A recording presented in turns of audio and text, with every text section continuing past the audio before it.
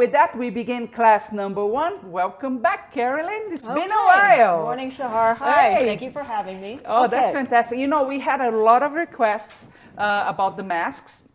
And I know you're going to show us different patterns. So if the person is a real beginner, they'll be able to make a mask. If they want something more advanced, you are going to cater to that as well. Now, think about how cool is this. We are living this moment that we have many unanswered questions. We don't know exactly the pathway moving forward.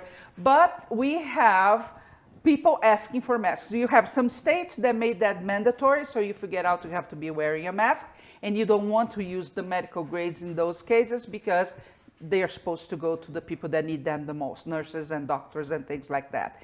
And you might just want to protect yourself a little bit. There's a lot of controversy on how effective the cloth masks are. I've seen some charts that they block 67%. There are some that say they're less, but it is a protection anyway. And if you have the skills for sewing, and you're going to learn more about this in a second, fantastic, you can make for yourself and you can make for your family, right? It is a moment that you can serve other people, and that's always a special moment when we can come and say, okay, I made an impact during that difficult time. You may provide masks for your neighbors. You may even sell them. Many people are doing that. I saw yesterday on the news a woman here in Tuila. She got some of her friends together, and they have already sewn 3,000 masks that they are giving for free. There are some institutions looking in your region for that. You can provide. So, you know, you can make a big difference by taking a few hours and sewing some masks. And they are actually very fun to make. Don't you agree? Yes. And thank you. You covered the first paragraph of my presentation. Oh, really? Sorry, I didn't know that. I haven't seen your paragraph. No, but so I'll take it from where Shar left off. What I want to do is to structure this program going from simplest to the most complicated. So catering to beginners, people who don't even own a sewing machine. I know you want to do the best job you can to protect yourself, your friends, and your family. So that's the way we're going to go. Simple Awesome. to more complicated. Okay, so check your mic. And while you do that, I'm going to welcome today with us in this broadcast, US, UK, Canada, Sweden, Germany, Spain, Israel, Mexico, Russia, South Africa, Venezuela, Romania, Hungary, Austria, Switzerland, Italy, Australia, and Belgium. Welcome, welcome, welcome to this broadcast. Awesome.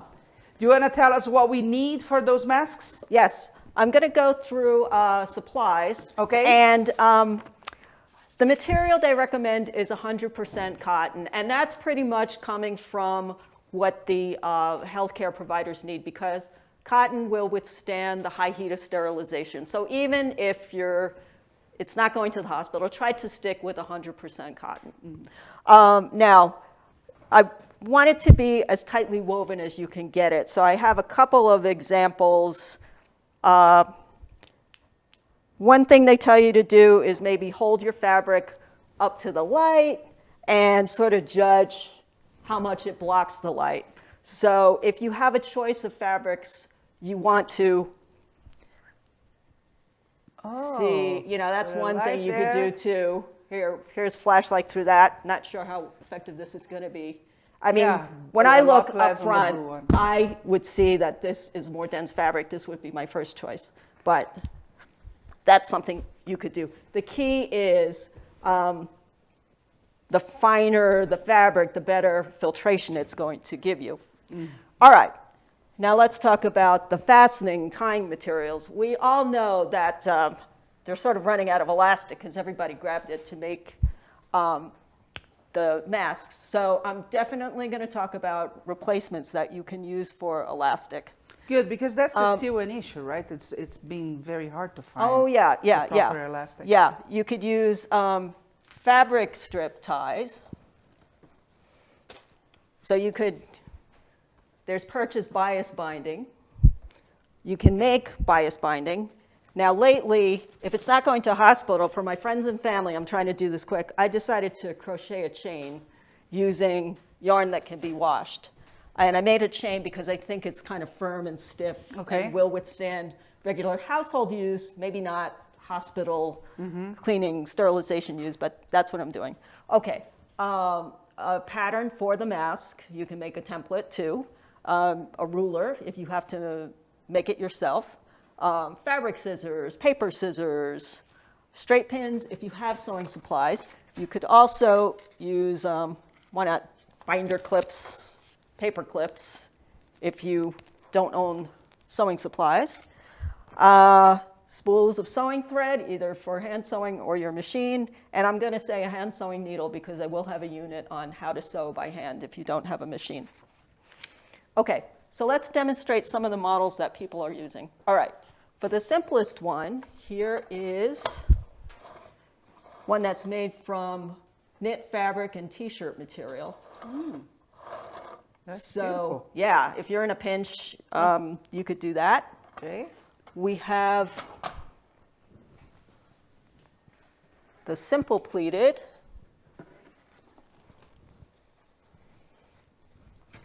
which is basically a rectangle. And you have pleats because that helps shape it around the contours of your curved face. You know, we know our faces aren't flat. And then people have made patterns for shaped masks. So here's a couple. Now, personally, on my size face, this gives me the best coverage. It's three-dimensional. But I'll warn you, it takes more time to sew. It's more complicated. So I'm just warning you. Now, I have a question that I don't know if you have planned for that or not, but guest 1923 saying, good morning. As a health worker, I want to know, do you add another filter or material between the fabric? Okay, I have not done it yet, but I have made my mask so you could do it. I just haven't had time to do it myself. So, But we are going to cover that. yes, Awesome. we will. And once I take this off, yeah. Right now, to save time, I'm just clipping it, but you would tie this behind your neck and over your head. And in this case, you don't need the elastic, right? Right, right. So if you Nice. can't find elastic. The other thing about the elastic, well, let me get to that later. Okay, so somebody had a question about how do you put in a filter. So in the more complex step, we can see this one. It actually has Let's see the mask. Yeah. 3 layers, and I leave an open pocket where Where's the, oh, you would okay. add a layer of filtering material. Okay. So since you're the healthcare worker, I'm going to leave it to you to decide what your people recommend. I've heard HEPA vacuum cleaner heard bags, that paper towels, Coffee filters. It's a barrier. Yeah. Now, I noticed something, Carolyn, that I also read online. Oh, most of your masks, you don't use the same fabric for the front and the back, right? You use different ones. Right. What I read was that's a very good idea because then you know Which side has been exposed more. Exactly. Like this is the very first one that I made, and I didn't do that. So I could actually tell which is the back side because I left this pocket open to Also, put the filter a filter. material. Oh. But if you, yes, if you're going to make it for people, it probably is a recommendation to use 2 different fabrics. That it's always a trade-off. You could save time and material by using the same fabric. I'll show you how to fold it. But then again, you want to make sure people use it the right way. Yes, it's very easy to forget actually. Which I have the one I made. I have in the car and inside a Ziploc, and I have 2 different fabrics. Yeah. But if I didn't, how would I know which side did I put first? And yeah. Right, right. Okay, so let's talk about the features that a mask has to have. And the person who's a healthcare worker knows this all too well. You really need to make sure that whatever you do, you have a tight seal all the way around. Okay, And the reason why is because air is like water. It's going to find the path of least resistance. So if you have an ill-fitting mask, what's ill-fitting? All right, the first one I made doesn't fit me well. And all right, so you may not be able to see it, but it's loose, it's too big. And if there's any holes around here or on the side, you're not going to get as good protection as you would like. because It's the open, you unfiltered can- yeah. air is going to go in the open holes. Okay, and the other feature we want is we want it washable, so that's why the 100% cotton and whatever materials you use with that. Now, if you do advance to sewing for healthcare professionals, find out what they want and use the materials that they want you to use. Okay. And the other point that somebody brought up about the filters that you put inside, I believe they don't want those to be multi-use. Of course, it's all going to depend on supply and demand. And where you're sending to. Yeah, and ideally, people aren't supposed to use the other mask for a long period of time, but if you run out of materials, you have to, but follow their recommendations. Many times I've seen that they have their protective mask, and then they put the cloth mask on top of it, so yeah. it lasts longer, right? Since Okay. they're having to reuse. Okay. Okay. I have Energia here is asking, do you have a template for men? Does it change? Yes, one of the patterns that I was going to show you, the pattern that I have is the size for teenagers and women. And if you go to the Craft Passion website, she has different size templates for Okay. men, teenagers and women, and children. Okay. Awesome. Okay. But the other thing, basically, you can download each pattern, or I guess you can run to your copier if you have something that expands or makes it smaller. You can add an inch also to the pattern that you have, right? And yeah. yeah. Okay. Okay. All right, let's talk about ties and tie material, given that there's an elastic shortage.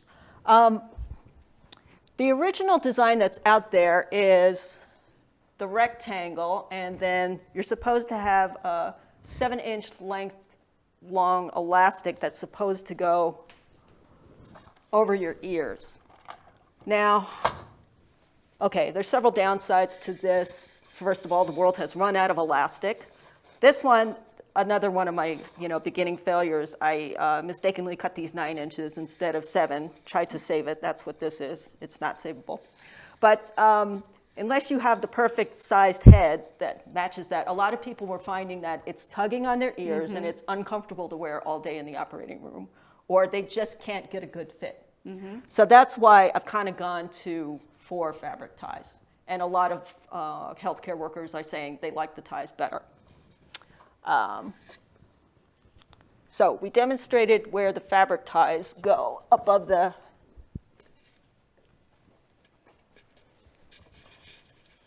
Bria wants to know, head. Carolyn. Huh? Bria wants to know, does the first one you made have anything bendable on the nose so it fits? Yes, I was going to teach that as the second one because the fastest, simplest method does not have it. So I'm going to cover that. Yeah, awesome. We got everything covered. Yes, no, and to be honest with you, as I was preparing for this, I had a neighbor who needed 4.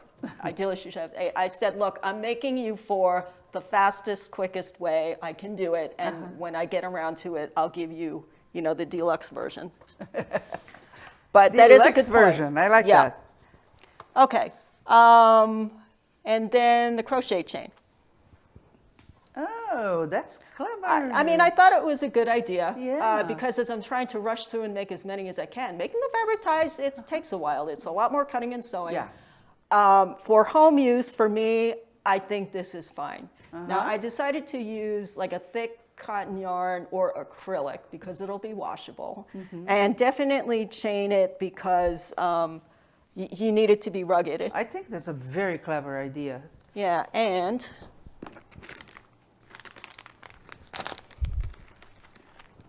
okay. Cheryl Dixon is saying hi. She said she met you when we were making the pouches for Australia during the fires. Yeah. Oh, okay. Yeah. All right, so let's talk about fabric ties first. If you have to make fabric ties, I tend to cut a 2-inch wide strip and about 18 inches long. And then when I have to make it so that the raw edges are completely encased, I tend to fold it in half and then in half again, iron it, iron it. Okay. So that's if you have to cut. Now, people who sew have seen these. These are bias tape makers. So if you own sewing equipment, you can certainly do that. But I also want to give people a chance who don't sew a chance to still do it. Okay. Now, this is purchased bias tape. This one is actually a little bit too narrow. This is what's called single fold bias tape. If you are able to get out and go to a store, which you probably shouldn't, you want to buy the double, because the double would be twice as wide as this, and when you fold it over, it's actually this. It's a lot folded easier over. too, right? Yeah. Okay. But in many cases, you may have to buy stuff. Now, the other shortcut I do take is because I'm working with a lot of fabric. Sometimes instead of cutting it 2 inches, I will use whatever edge selvage I have. So this one, if you can tell, this is the selvage. It's the side of the fabric as it's woven, and it's generally very, very strong. So what I do is I cut it maybe 1.5 inches, and I just fold it in thirds, and then I'm going to machine stitch so it doesn't come apart.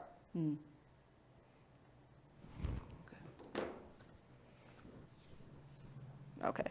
This is flannel. Yeah, this is one where I've done that. You can see the little hairy edge, but it's not going to come apart because this is the selvage edge. Okay. Okay. So just Any questions on that? Yeah, what's selvage? Oh, when fabric is woven, the length, any weaving, you've got your warp threads, and warp runs the entire length of fabric. And when you see fabric on bolts and rolls, the warp thread is very long. So it's got to be very strong, because during manufacturing, it's got to withstand all the forces of fabric, just yards and yards of it flowing through the machines. The cross threads are called the weft. And selvages are just the sides, the edges of fabric as it's woven. Okay. So I know a lot of quilters just cut that off. They cut it off, they don't use it.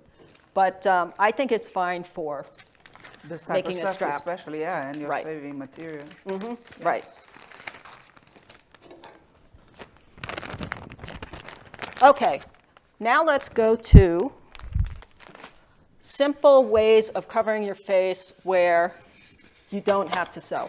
And I'm covering this because you may have friends or people that are in remote places. They're not going to get a sewing machine. And some of these ideas I did get from the CDC website. So let's say you have fabric or a bandana. So what he did was he folded it into a rectangle, and the key was to get multiple layers to do better filtration.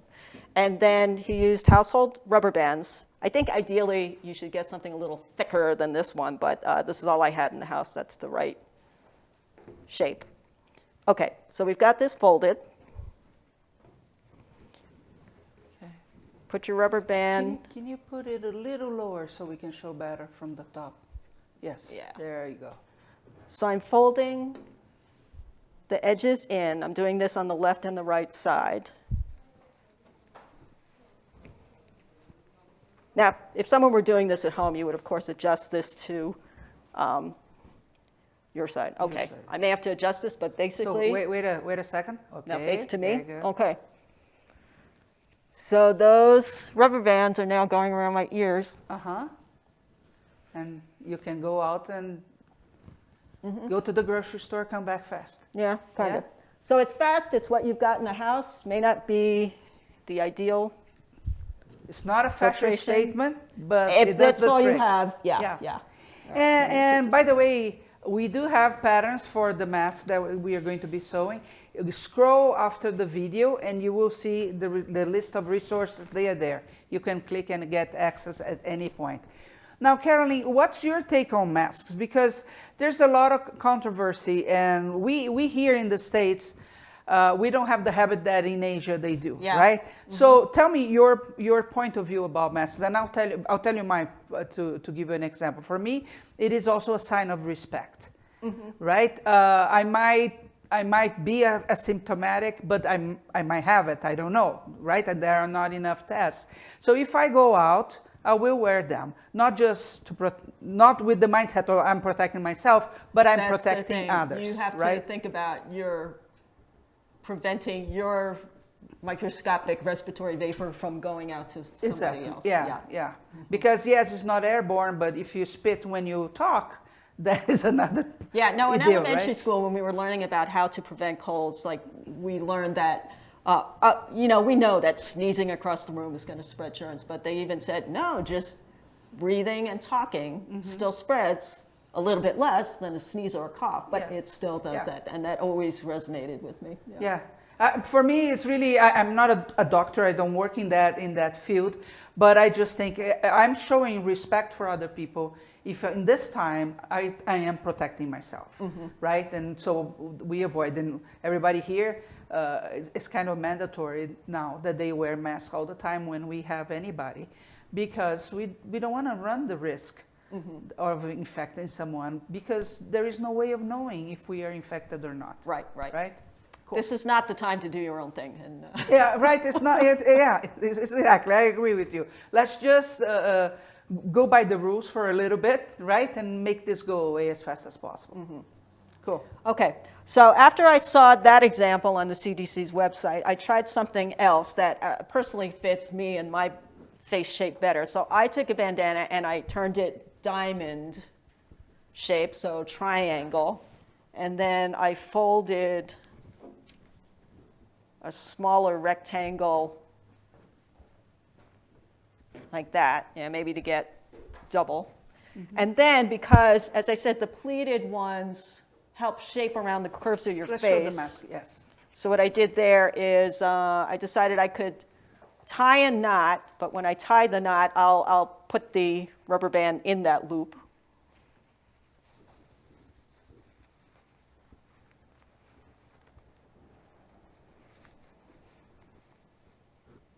Okay. Let's see the other side. So wait, go slow. Okay, now.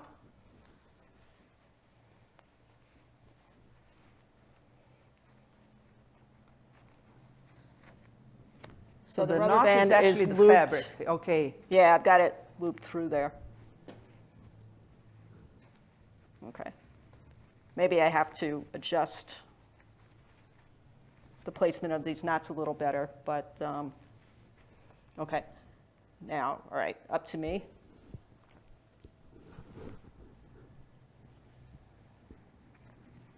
All right, I could do a better fitting job, but I think you get the concept. Because I have it knotted, I feel that this, I can almost feel it gives me a better seal around my face. Okay. So, okay. yeah, you're going to have to play with the dimensions. But it's another option if you don't want to sew and you want to have your own mask. Or you can't sew. Yeah. Okay. Now this one, I saw this from a contractor's YouTube, and what he did was he made this. It's almost, I'm not sure if you can see the whole thing. Okay. It's almost like a giant H shape. And he had done a single layer, but because on the CDC's website they're saying that they found that 2 layers of cotton knit gives pretty decent protection, I kind of modified it, so this is folded over. It's 2 layers. Is that T-shirt folded over material? Yeah, I'll show you how to make it from an old T-shirt, but this is old knit fabric that I had. Okay, so you could do it from knit fabric, or you can do it from a T-shirt. Okay, so if you do it from a T-shirt, here's how you can sort of get a handle on the sizing. All right, up to my face. If you think of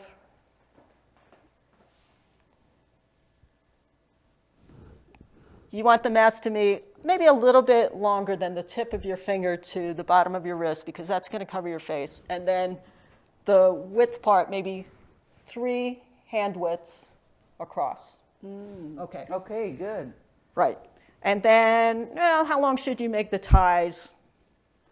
I'm going from the center line almost to a little bit longer than my elbow. And what's the reason for that? Well, I mean, you're going to cover from the back of your head, and now it's got to be tied. So something about that. You know, if you've got to make this in a pinch, these are just guidelines. Right, but they're good guidelines because it's going to be comfortable. You're planning a little extra here, right? If I measure here. And then it's so you can tie yeah. and it's stretched. Nice. Now, and I've seen guys in the construction industry do this. Usually they've got a single layer. But that's for, you got to remember, construction dust is obviously dust you can see. These COVID viruses, you can't see it. So that's why you need, you know, thicker fabric. Okay. All right, so this is actually, you could see, this was a t-shirt that was too big for me. I used it for another project. So I'm going to, and this is long enough to double over. So in this one, t-shirts are usually tubes. This one has no seam, so I am going to cut it apart and give myself a long rectangle.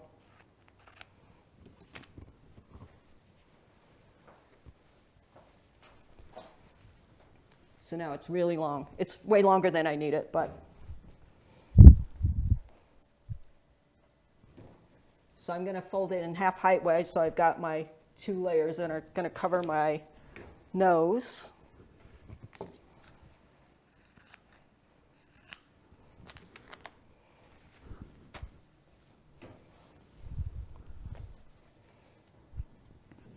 So we said there's a center fold, right? And maybe a bit longer than to my elbow. Okay.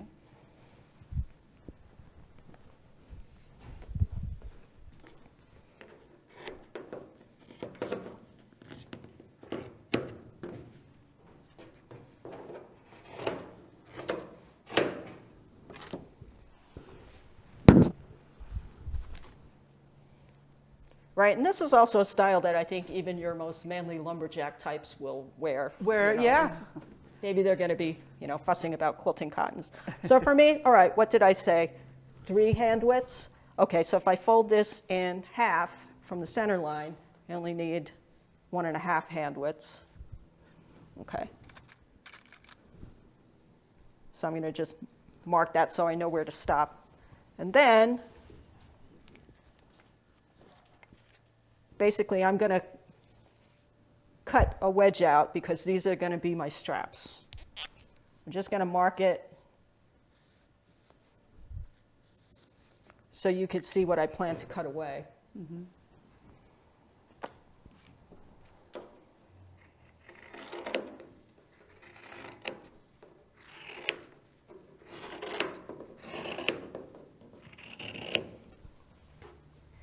While you're cutting, Nancy's saying, Carolyn, thank you for doing this class. You are a great teacher. Teresa Long, you can also put pipe cleaner in the bandana for the nose part. Okay. And Carrie Truman, thanks so much for showing this. Okay. And the gentleman who showed this on YouTube, he actually cuts these in strips because he says if he can't get a good fit, he stuffs the holes with this. So as I showed before on the mannequin, this may be a little clumsy, but you need to like cross these. The top ones go down around your neck, and the lower ones go on your above your head.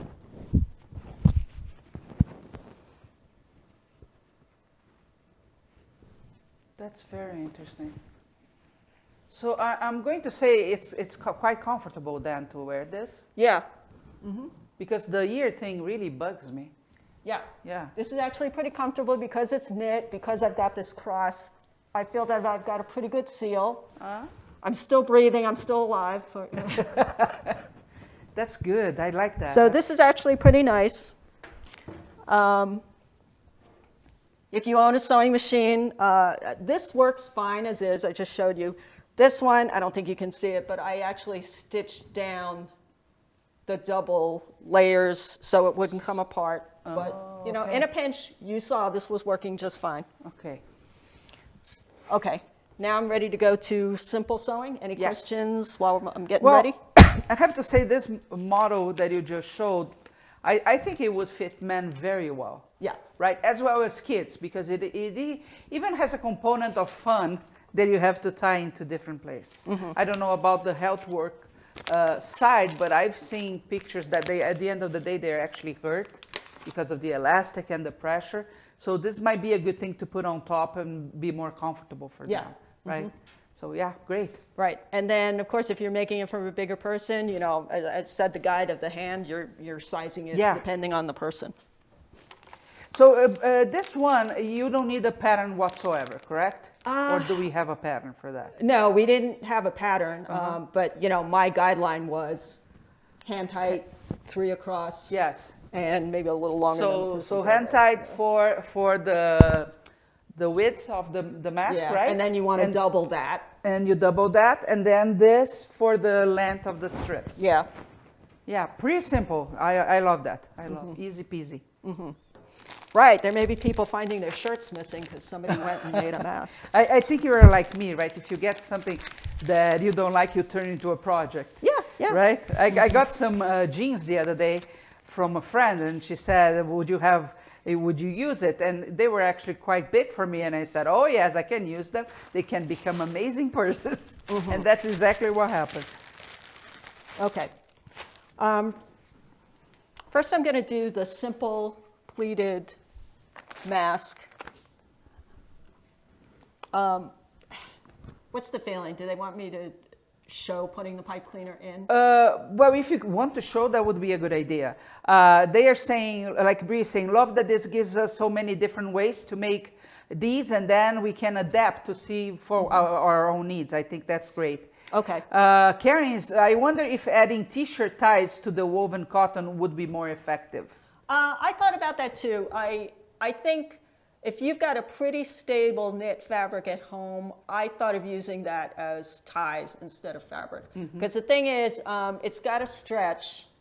And usually when you stretch t-shirt fabric, it kind of rolls. But, you know, without some sewing, it may just stretch too much. In a pinch, I would use it. I would try it. But Yeah. Yeah, like Laura is saying, I like that one. I have to go visit mom at the nursing home next week and don't have a mask, but I have a t-shirt I can use. Okay, yeah. Right? So a perfect scenario here. Carol, thank you. I've made ties out of like a polar fleece too, because then you can cut it. It doesn't really fray. Okay, yeah, and you can use as that. Yeah. Yeah. Carol is saying, thank you for doing this class. You literally make my, may be a lifesaver. Okay. Yeah, I think we all have that in the mind, and many of us resist to the idea of a mask. I get that. It's not the most comfortable thing to be wearing for long hours, but, you know, if we need, this is how, right? And now you Right. already have 3 options. We are going to see the 4th one now. I realized I didn't invent these things. Basically, I took Right. things that other people had on the web before me. Okay. All right, so let's do the simple rectangular pleated one, and I will jump ahead to making it so that you can put a nose piece in.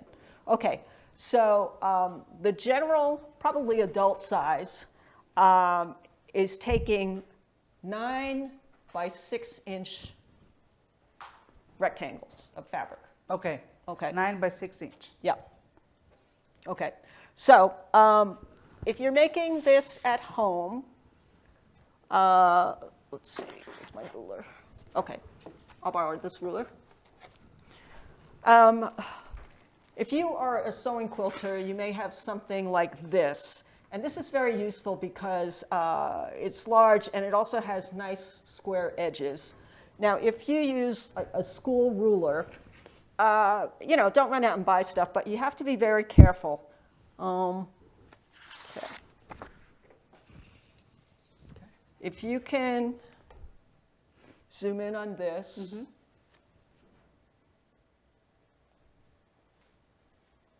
Okay. My point is, I'm trying to, You want them to see the numbers? yeah, Okay. well, the point is that the edge of the ruler is not at 0. Okay. So when you're measuring, Oh, so if I go for 1 inch, I'm going yeah, actually you for have more to than that. make sure you start at the right point. place. So look at Okay. your ruler very, very carefully. All right. Nice. Maybe this is a good way to demonstrate. All right, I cut a hair more than 6 inches, but. Okay. So you would have All right, to the start. 0 is off the end. Uh-huh. So the thing with quilting rulers, if you own it, 0 is 0. Okay, so that's my point. The other thing is if I've seen people, maybe in my beginning, so I'll tell them sew a 1/2 inch from the edge, and they'll measure a 1/2 inch. And then, despite their best intentions, somehow they end up sewing, and it's not a 1/2 inch. So if you're a beginning person, you know, it's got to be the same seam allowance all the way down. And so when you might want to just make yourself a cardboard template rather than trying to do that every use time. a ruler on fabric. And even the shaped patterns that I have later, I've traced it onto cardstock, something heavy, so you could just sort of trace around it. Okay, so that's my recommendation. If you're going to make a lot of these, come up with a template. Okay. So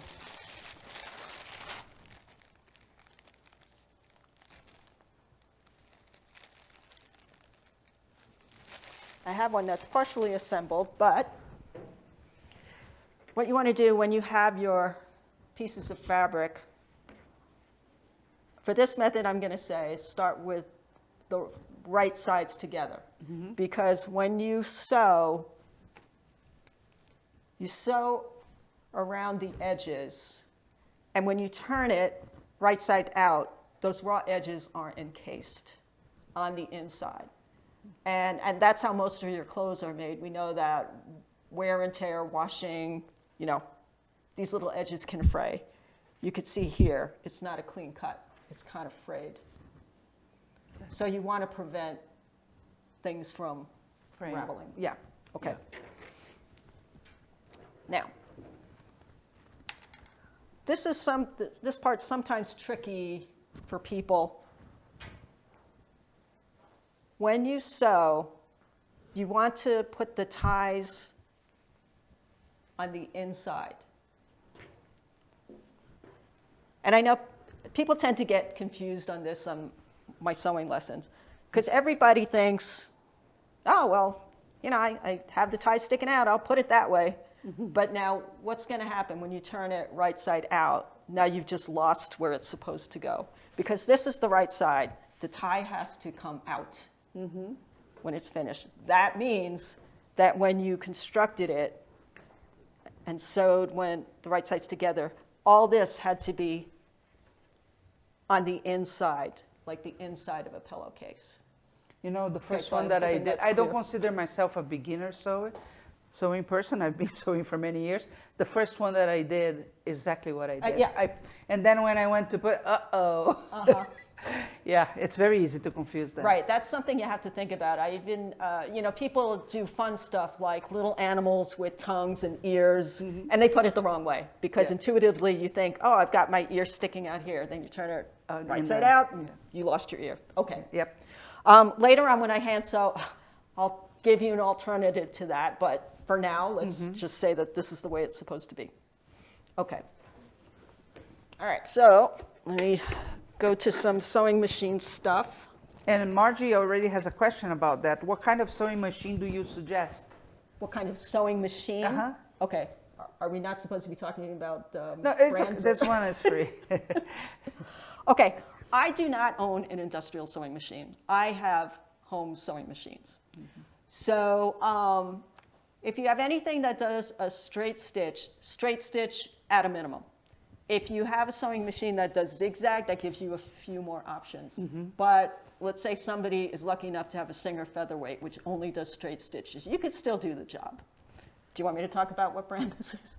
Well, I don't know which one. What is This happens to be a Janome. Janome? And that's your favorite one, right? No. No? This is... I have several machines, and they do different things. This is my favorite one for taking out of my house to somewhere because it's light and it's got straight stitches. I can adjust the zigzag length and width. And that's enough, Right. At home, I sew on a heavier machine. That does just fine. Yeah. And for masks, it's just something that you're going to do for hopefully a short period of time. Yes. And get it done. You sew all kinds of pieces. Now, and one thing I'm garments going and to stuff. say is that when we get to the part when you have pleats, it may be tougher to go through many layers of fabric. And I have a little tool that hopefully will help you if you have that problem. Okay. But that's something you got to consider too, what you're making, the pleats. Like if you're doing a lot of denim upholstery work, you use different kinds of needles, you use different kinds of threads. Yeah. Maybe you want a machine that's got a heavier motor. Yeah. Okay. Okay, so I've been using a seam allowance that's like the width of my presser foot. Not sure how we could do that. Which means So the presser foot is the plastic thing that you have there, right? Yeah. Okay. Okay. Not sure. Just show to Rain. And you guys will How about this? This good? Let's, better if you show to Rain. Oh, Okay, just show to her. okay. Okay. There you go. Just a second. Yeah. Okay. So, Now this little notch here might be where the needle is, sort of in the center. And then I'm going to line the edge of my fabric up with the edge of the presser foot. All right, so a lot of these patterns are written for like a 1/4 inch seam allowance or 3/8 seam allowance. It's easiest for me to line it up with the edge of the presser foot. You're sewing a mask, you're not building, a space shuttle, so it doesn't have to be accurate to the 1,000th of an inch. But you do have to have a seam allowance. I have had students who sew right on the edge of fabric and they think it's going to hold together. And the thing is, it doesn't. If you remember that white piece, the frayed section that I showed you, when you sew too close to the edge, it will come apart because fibers will come apart. Okay, so on this one, I sewed part of it, but I left it so I could sew the rest.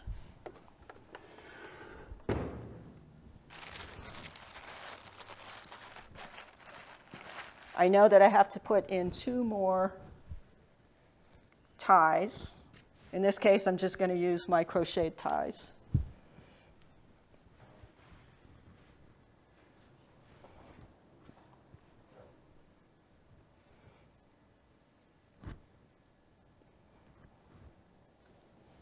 could you So put you the put it- machine to the side just a little bit more? Thank you. Yeah. Okay. So we want to sew down across that. We can see from the top too. There you go. So you have the right sides together for the fabric. Right sides and that's together with where the fabric. you're And I putting sandwich the sandwich with the tie in the middle. Okay.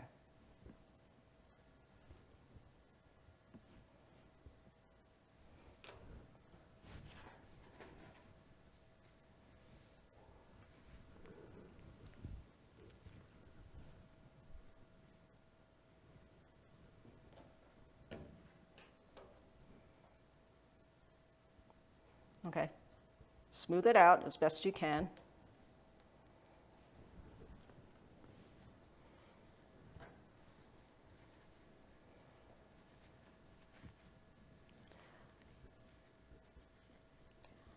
Now, I have been leaving my opening to turn at the top. Since we decided we're going to jump right to making a bendable nose piece and opening for a filter, all right.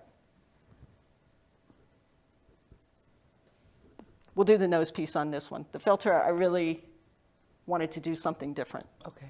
Okay.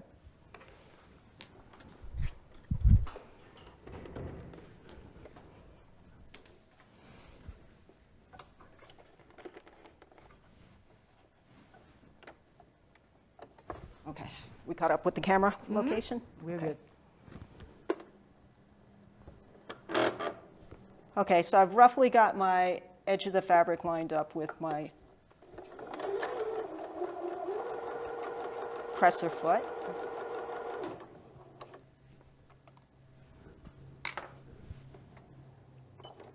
Now, if you can, some machines have an electronic way of lifting the needle up and down. Always leave the needle down in your fabric whenever you stop. That way things don't shift around.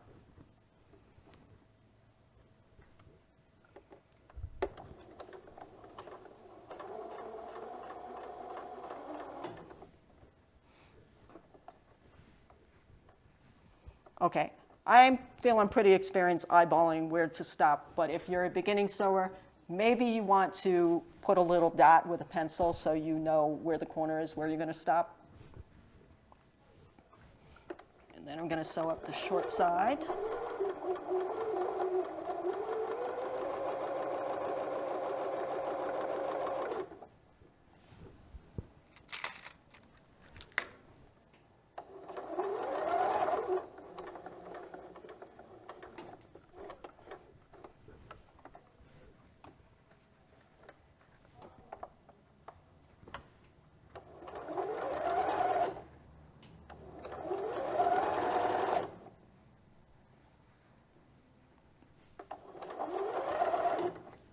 Okay, and I'm going to back stitch a little bit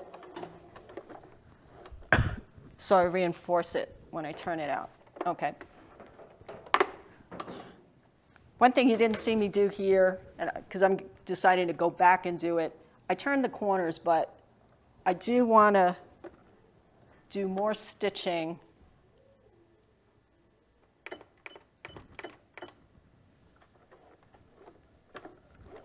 to make sure I hold those straps in place. So on my machine, I can switch to a zigzag stitch, give it a little more Strength to that. strength. It's hard to see. Just trying to use thread so you guys could see what was going on. But if you don't have a zigzag, you can either stick with your straight stitches. If you have a button that makes it go backwards, you can go backwards. If you don't have that on a machine, just pick it up, turn it around the opposite way, and sew forward. Okay, so there's more than one way to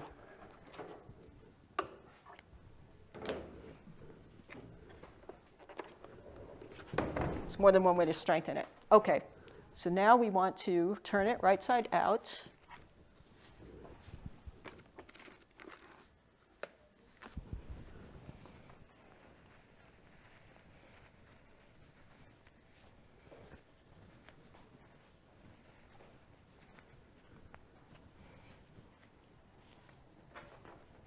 Okay, and you can take that to an iron if you need to press it. All right. I could probably make pleats on that one, but I had this one already made. But we talked about how we want to think about putting the nose piece in. So I happen to have pipe cleaners at home, so I've been using pipe cleaners. The other materials that I've seen recommended is at least a 16 gauge wire. Gauge is thickness, and the smaller the number, the fatter the wire. So what I've heard is 16 gauge wire is ideal. If you can't get it, like if you go down to 20 gauge wire, which is a little bit thinner, they said fold it in half, do 2 together. Now I found that the first couple ones I made, I probably just put this in there.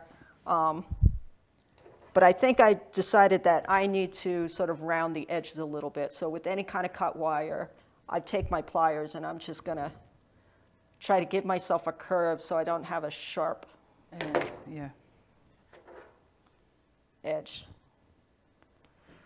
Now, I've seen some things that said that, well, maybe pipe cleaners aren't the best because if you wash your mask, these things might rust. Now, I haven't owned my mask long enough to figure out if that's true, but since I live in Utah, once it's dry, it's dry. It's dry. I don't think it's going to We don't have that issue. Okay. Yep. But I've heard people say, try using a paper clip. If you can find twist ties off of the sandwich bags and maybe one that's encased in plastic rather than paper, that would work too. Somebody also said, I'm not sure if I can explain this right, sometimes when you attach a sheaf of papers, there's like a metal slot. Mm-hmm. Oh. They've used those things. They use those too. Basically, it's got to be a little bit flexible. Yeah. Okay, so here is one of the ones where it's been turned right side out. If you remember, we have seam allowance. So I'm going to try not to crush or bend this, but put it in between. And rather than put it right up close here, I like to put it underneath the fabric. Okay. So that'll kind of hold it in place with a pocket. So it takes a little bit to maneuver.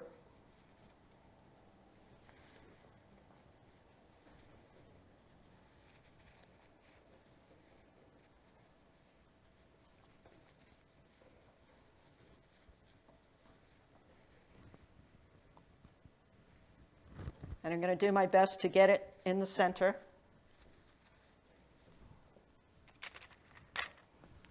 These little things happen to be like a quilting clip, but if you're not a sewer and you don't have those things, try a binder clip. Okay, so what I'm going to do is stitch to try to hold this in place at a minimum next to it. Sometimes I start farther than the end because I want to make like a shape that's going to hold it so it doesn't slide in and out.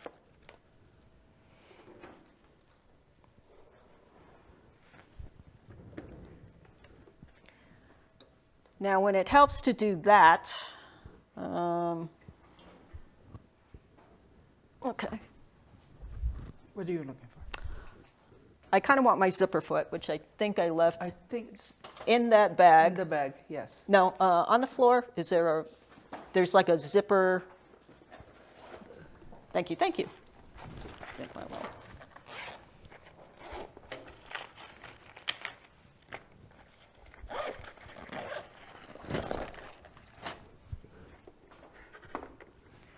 Okay, where do I want to go? You want me to show you? Okay. Yeah.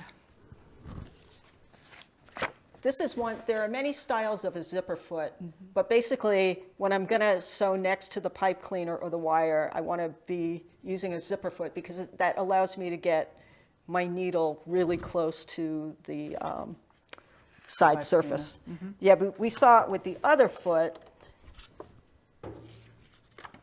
Because of these sides, I'm not going to be able to get close. Mm-hmm.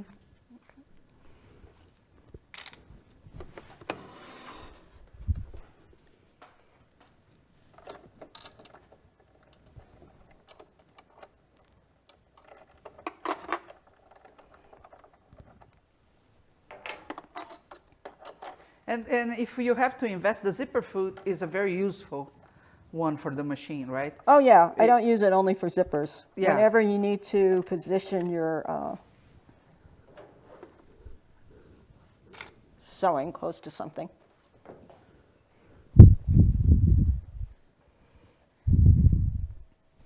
Okay, so I am just feeling with my fingers. And in this case, I'm going to try to sew in an arc so I can completely encase. So you will that. start very close to the edge there. Yeah, Uh-huh. because, all right, I'll draw that when I'm done.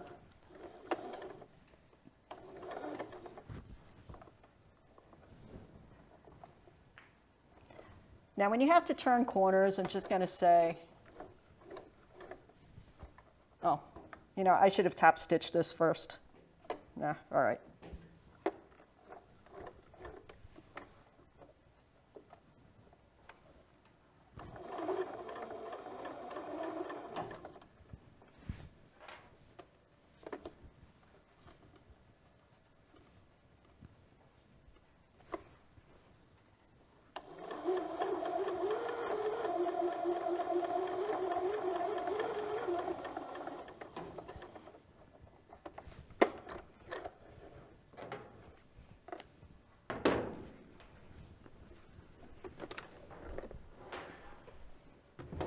All right, yeah, I'm realizing I made a little bit of an operational error. Really what I should have done is top stitch that close, And then do put the arc. pipe cleaner in, top stitch the close, and then pushed it up. Got it. Yeah, Uh-huh. we're going out of order from what I normally do, which I messed But up. that's okay too, right? Yeah. Yeah. This happens to be sewn, but I probably would hand stitch Hand it. stitch, that's so. Okay. Oh, but the next key thing is that we have to put the pleats in. So, Would it be okay with you to do that after a break? okay, sure. Is that okay? Yeah. But I do have a few questions for you. Yeah. Lisa is asking, is there a recommendation for small children? Small Is there children. anything different other maybe than the size of the mask? But have you seen anything? I haven't. I haven't seen anything. I just think the size of the mask. And for anybody, you know that when things are uncomfortable, people don't play by the rules. They want to rip it off if it's not comfortable. Yes. So if you are making stuff for your children, I'm just going to advise you, be prepared to make maybe a couple different models. Because even as I found, the first one I made, I could tell it wasn't the best fit for me, so I made 2 or 3 others. You may have to do things that are different shapes so you can be assured that they will keep them on. Yeah, and our faces are different, right? Right, right. So and maybe that knitted T-shirt one is maybe the best for kids. for Yeah, kids yeah. because it conforms to their face pretty easily if they're growing, which they always do. Yeah. You'll have some time for them to do Yeah, that. and the T-shirt fabric is nice on your skin anyway. So for them, Right. Now the only other thing if you have availability of super fun fabric, maybe that's going to make them wear it, but I just can't. put a superhero in the front and yeah. Yeah. Barbara is saying, thank you for doing this. It is very nice of you to give several options for masks. Claudia, thank you, Carolyn, for sharing this information. I have been making masks already, but this gives me more ideas about what I can use from what I have already around the house. And guess 1596, can you zigzag over the pipe cleaner? You certainly could. I wasn't willing to risk putting my needle through the wire. Yeah, but You certainly could. you certainly could. Well, thank you so much. So maybe if you do that, maybe do it by hand instead of punching on the foot. Thing. Yeah. So when we come back, we are going to pleat this mask, right? And then we have the more advanced mask as well, Yeah. correct? Awesome. I think this is fun. You already learned today at least 4 different ways of making masks, 3 of them without having to sew at all. So even if that is the case, you never touch a sewing machine, you still have a solution for the problem right now. And all the ties that do not require the elastic, because, at the beginning, that's what stopped me too. I wanted to make a bunch of them, but when I thought about going to buy the elastic, it was kind of too late to do that. And then can I say something Yes, important of about course. elastic? I think that elastics don't withstand the heat sterilization. They're going to degrade. Yes, because So- especially when you send to hospitals or some institutions, they do sterilization right when they get there, and as they use as well. So yeah, very good point. Very good point. So you see, it's a great skill to have. It does bug me that so many people do not have an idea how to sew. When I was a kid, that was kind of a basic skill. At some point, you would be taught how to sew simple things, even if it was just for your toys. But you grew up watching grandma do it. Today, we have really a large part of the population that have never touched a machine. So you can make so many things, but in a moment like this, you can help so much. And one of the feelings that we go through during a crisis, there's fear, there's anxiety, there is all the things that we have to do emotionally, but is when you get to making something for others, not only you will give your brain time to buffer and think about good things and what you're making, you are being able to impact a better outcome. And that's really amazing what it can do for you alone. But then there's the other side. Just imagine right now, you and your neighbors, for example. I know how a conversation with my neighbor would be. His name is Mark. And I would be, let's say I go out in the front yard for whatever reason, and we are now talking like it's a lot more than 6 feet, right? Hi, how you doing? Everything is okay. And he would usually say, I have beer and wine if you need some. And then I would say, I have masks. And then he would say, what? Masks? Do you need masks? And then a bad word would follow in his mouth. And then he said, I don't have any. And I would say, I have some. I'll leave in the box. When I close the door, come and pick it up, okay? Right? And, you know, maybe now, next time he goes out to get his beer and his wine, he will be wearing a mask and protecting himself and other people. So you can impact on a small scale or on a larger scale, but all it takes is for you to take a few moments and start creating them, right? And more people will ask you, how do I do that? And then you say, hey, come watch this video, or you just sit down 6 feet apart and teach them. Right? We measure, we are 6 feet apart. I can learn from here. So you could be doing something similar. Carolyn Chen is amazing. She did take this challenge to come here in a very short notice and teach you how to make this mask, and she still has a lot to learn. What I like about this artist is that she has a very analytical mind. She has an engineer background, and she taught a course here on Curious Mondo actually on how to know everything about the sewing machine. Doesn't matter the brand that you have.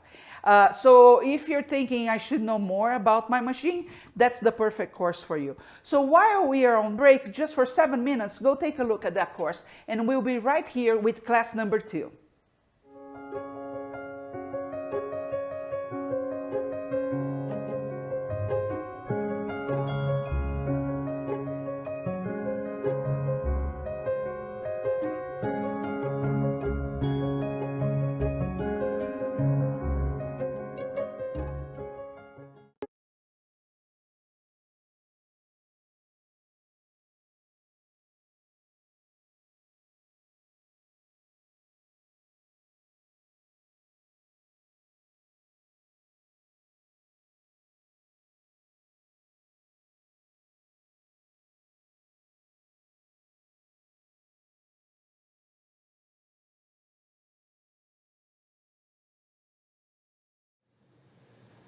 Welcome. My name is Carolyn Chen, and I'm here to talk to you about my Curious Mondo class, Introduction to Sewing Machines and Sewing Basics.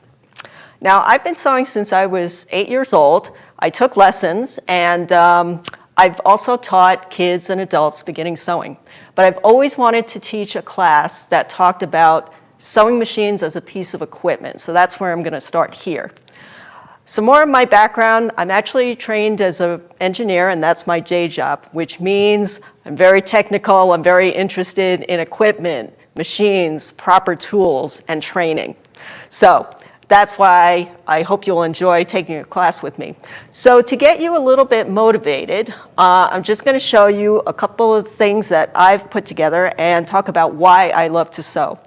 I sew because I want to create things that I can't buy, things that I need, things that fit my body, and things that I just can't find in stores. So here's some clothing items, jackets, but I want you to realize that all 4 of the things that I'm going to show you are the same exact pattern. So once you learn to do something, you can change it up and got a lot of different looks once you perfect your skills. So the other reason why I sew, obviously, is to make things that I can't find, things that I want that I can't buy. So here's an example. I love clothes with pockets, and they just don't make enough pockets in women's clothing. So this is a vest, but it's reversible. I know you can buy travel vests, but they always look like you're going on a fishing expedition, and I wanted something pretty and things that I can wear out. So here are the pockets on the inside. The jacket's reversible.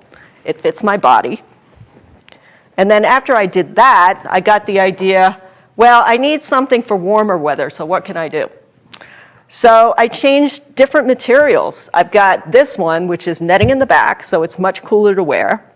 I've got really cute, pretty fabric, pockets on the inside, little applique cat. So these are all things that look cool, and you could never find them. The other things I like to do, just solve problems. This is the type of thing that I think would be kind of cool for a first-time beginner project. This is actually something I kind of made because I need to store my hats, gloves, mittens in my closet. And I'm very short, so I'm too short to reach all the upper cabinets. So I made that.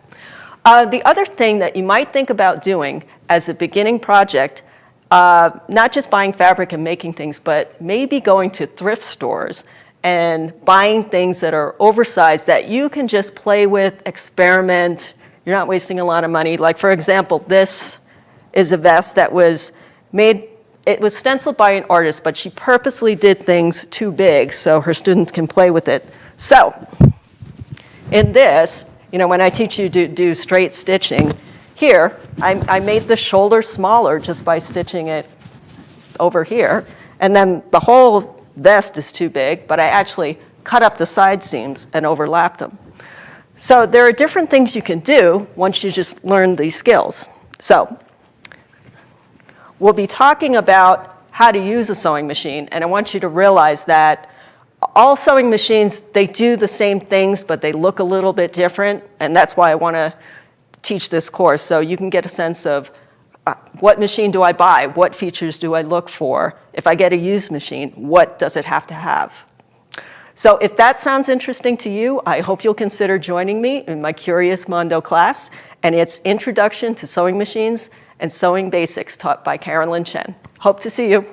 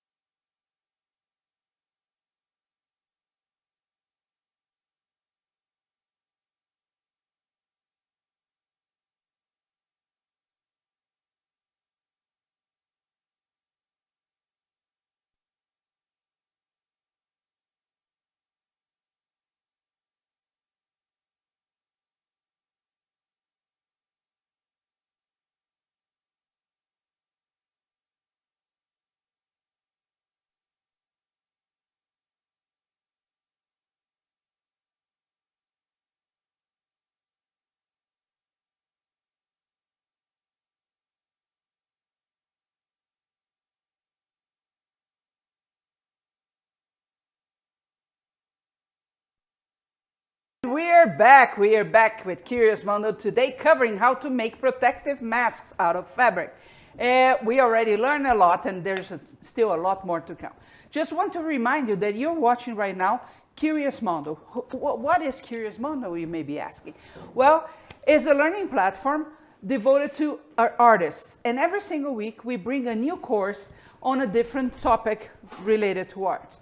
So, for example, we just finished 3 amazing days with Jody McCraney Russell making flowers out of recycled fused glass.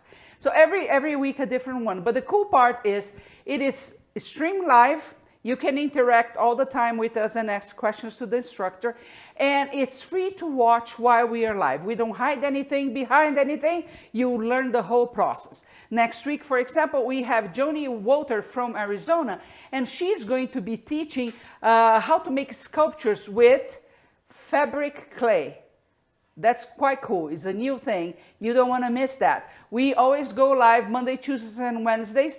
It's starting at 9 a.m. Mountain Time. So Google your time frame, and all you have to be is either on Curious Mondo or on YouTube, and you can watch the course totally free. And it is really a unique experience. Next week, we are going to be introducing a new format to our classes because, of course, at the moment, the instructors cannot travel to Utah. So we had to figure out a new way. I think it's going to be also very cool. She is going to be here with us in a certain way and answering all your questions. So it's still live and the same proposition that we have, that you can watch everything for free while we are live. So don't forget to check our courses and sign up for the ones that you want so you get a notification as well. And during this week, we are running a week-long special talking about the business side of art, what we can do on the business side if we need to start making money with the art we have, or we are reinventing ourselves, or we are full-time artists and now what? We don't have the shows, we don't have the galleries, what can we do? So we've been covering that since Monday. Today we are going to talk about formats formats of art that you can sell online, the different ways, and the artist statement. So you can join me at 9 p.m. Eastern Time. We'll be live here at curiousmondo.com or on YouTube and on Facebook, just like we are right now. So you can choose whatever you want and use the comment box to interact with us, okay? We now begin class number 2. Yes, hi, we're back. Hey. Okay, before we went to break, we said we were going to go to the pleating. So I've changed my mind. Since there's so much interest in wanting to know how to put the nose wire in, I'm going to skip over to that modification, and then we'll go to pleating because you would pleat both rectangular ones. Okay, so yeah, I do it a little bit differently when I know I'm going to put a wire in rather than sewing the two 6x9s together. Okay, so here I've sort of quickly prepped up something to show what I would do when I know I'm going to put a wire in.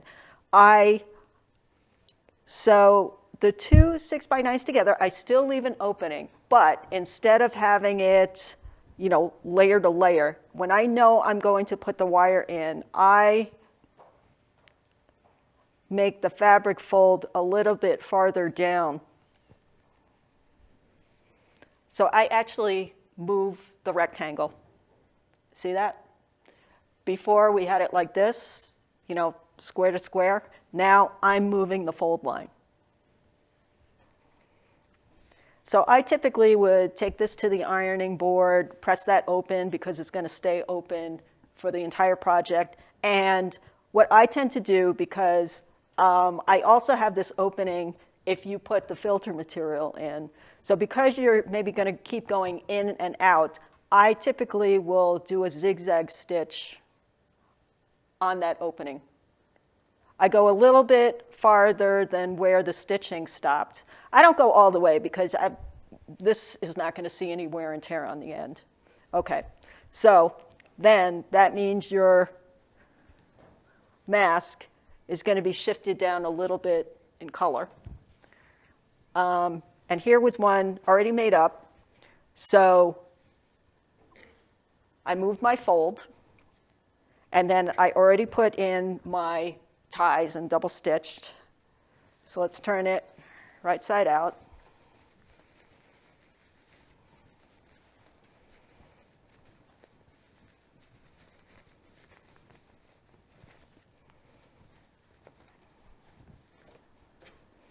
And I know I'm going to tend to keep that opening up towards the top,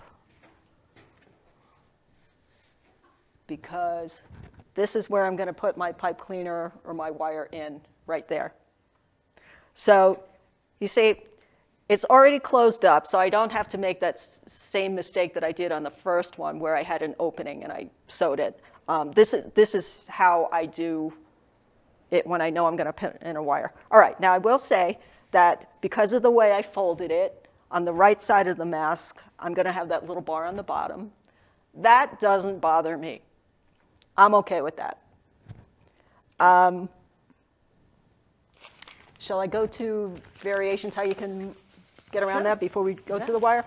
Okay, but if you're the type of person that's going to lose sleep at night because you wanted one color on the front, there's a couple of ways you can get around that. One thing you could do is you could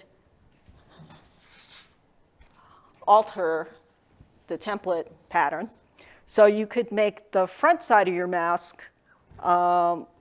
bigger than the inside of the mask. So let's say, to make it easy, you're going to make the outside of the mask 7 inches tall and the inside of the mask 5 inches tall.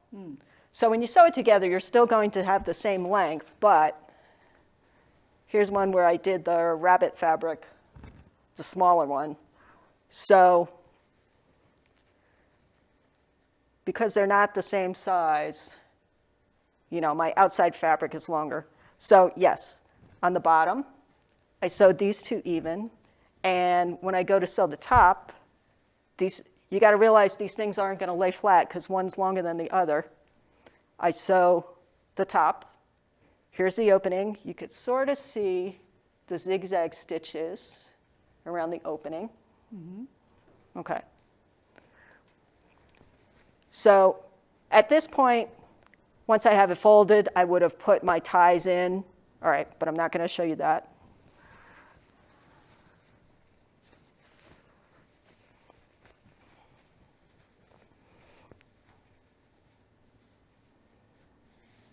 When we turn it right side out, okay, you'll have your front fabric being one fabric. You'll have your inside fabric being one fabric. It won't show.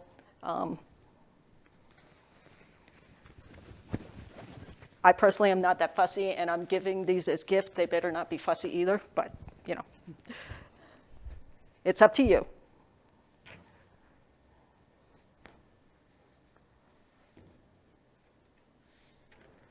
So here's the difference in the fronts. This one, both front and back are the same size, 9x6.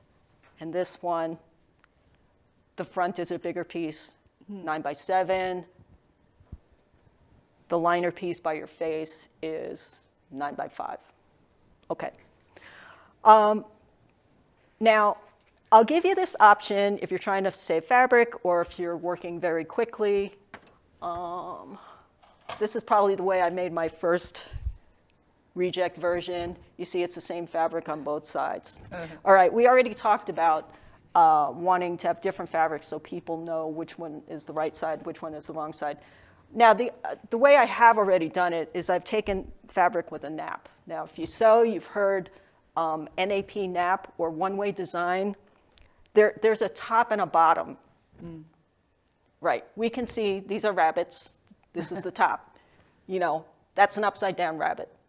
So when I've done this method of using only one fabric and not cutting two, I've done it with a nap fabric, so I know that the upside-down one is the one that goes by my face. Okay. The right-side-up one is the one facing the public. So that's an option.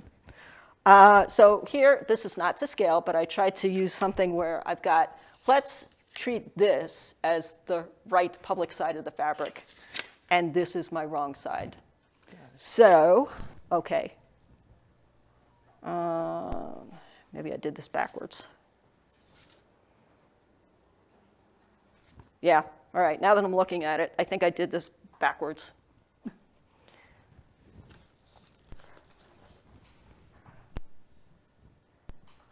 All right, because we know the width has to be 9, and the top is 6. Sorry about that.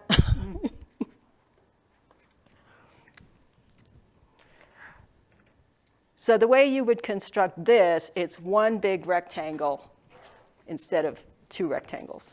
And when you sew, you're going to sew right sides together. So instead of having a seam across the bottom, which we did before, you just have a seam on top. And I did red stitching lines. Okay. Yeah. So I sew a little bit up to the turning point, and then that's really where I would backstitch. So that's showing where the opening is. Okay, so when you sew it, it'll look like that. That's your seam, that's your right side. And then I'm going to have to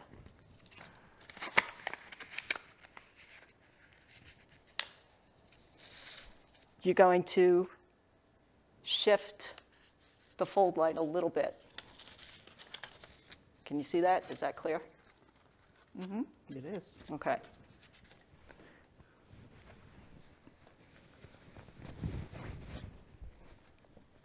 So that would kind of be similar to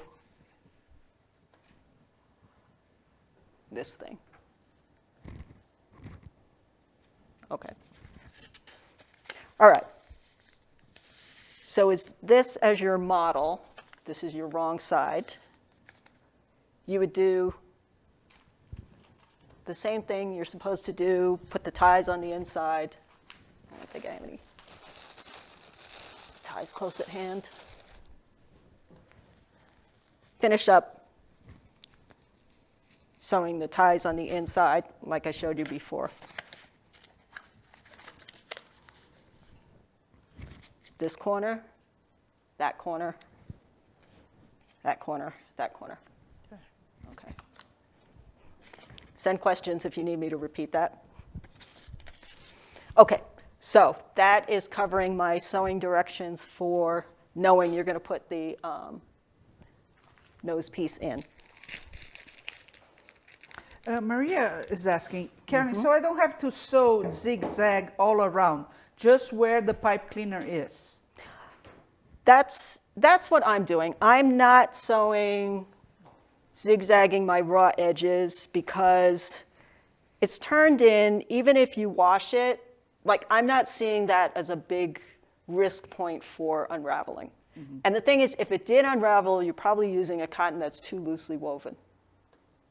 The other thing that we didn't even get to yet is people top stitch. Now, we haven't got to sewing the pleats, but when you stitch the pleats, you top stitch. So if you're top stitching from the right side, that gives extra strength. So I don't even feel that zigzagging on the inside would be necessary. All right, so let me know if I didn't understand your question right. You're talking about not zigzagging the other stuff? Or, okay, that's my assumption. Okay. So the reason most of them like you to do more top stitching is to make sure the pleats have extra strength, so they stay where you put them initially, and also just to give extra strength fastening the ties into the mask. Mm-hmm. And remember that this course will be available afterwards as well, right? So it is free to watch at any point in time. So whatever you're watching right now, it's going to stay there. So you can revisit this many times, because today you may decide to make this one model, tomorrow the then different when you feel one. You can more comfortable, do the other just model. Come back and watch. Mm-hmm.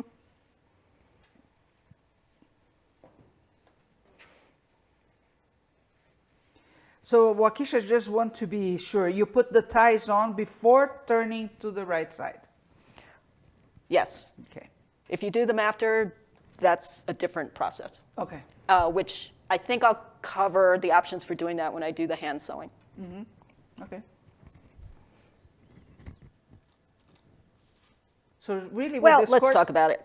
There's no escape on making masks. If you don't know how to sew, we have options. If you know how to sew, if you don't have a sewing machine, if you know how to we're still going to make you serve the public. You were going to say something. Okay, yeah, those of us who sew, yeah, we've made mistakes, we forgot something. So if you forget to put the ties on before you turn it right side out, what you're going to have to do is you're going to have to put them on afterwards. So instead of, picking it apart, you could lay it right on top and sew. Let's say this didn't exist.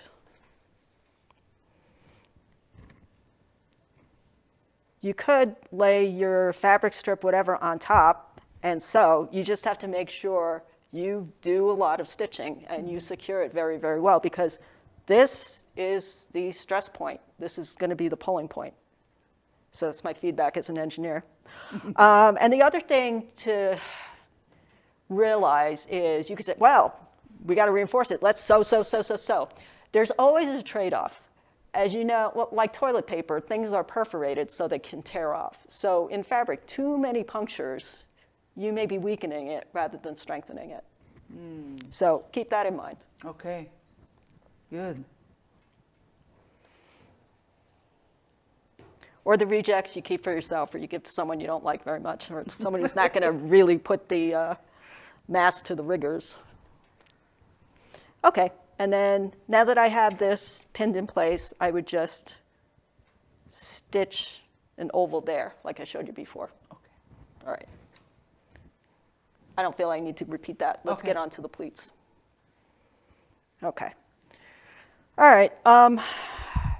If you want to measure, you could. People put marks, inches. I just kind of eyeball it.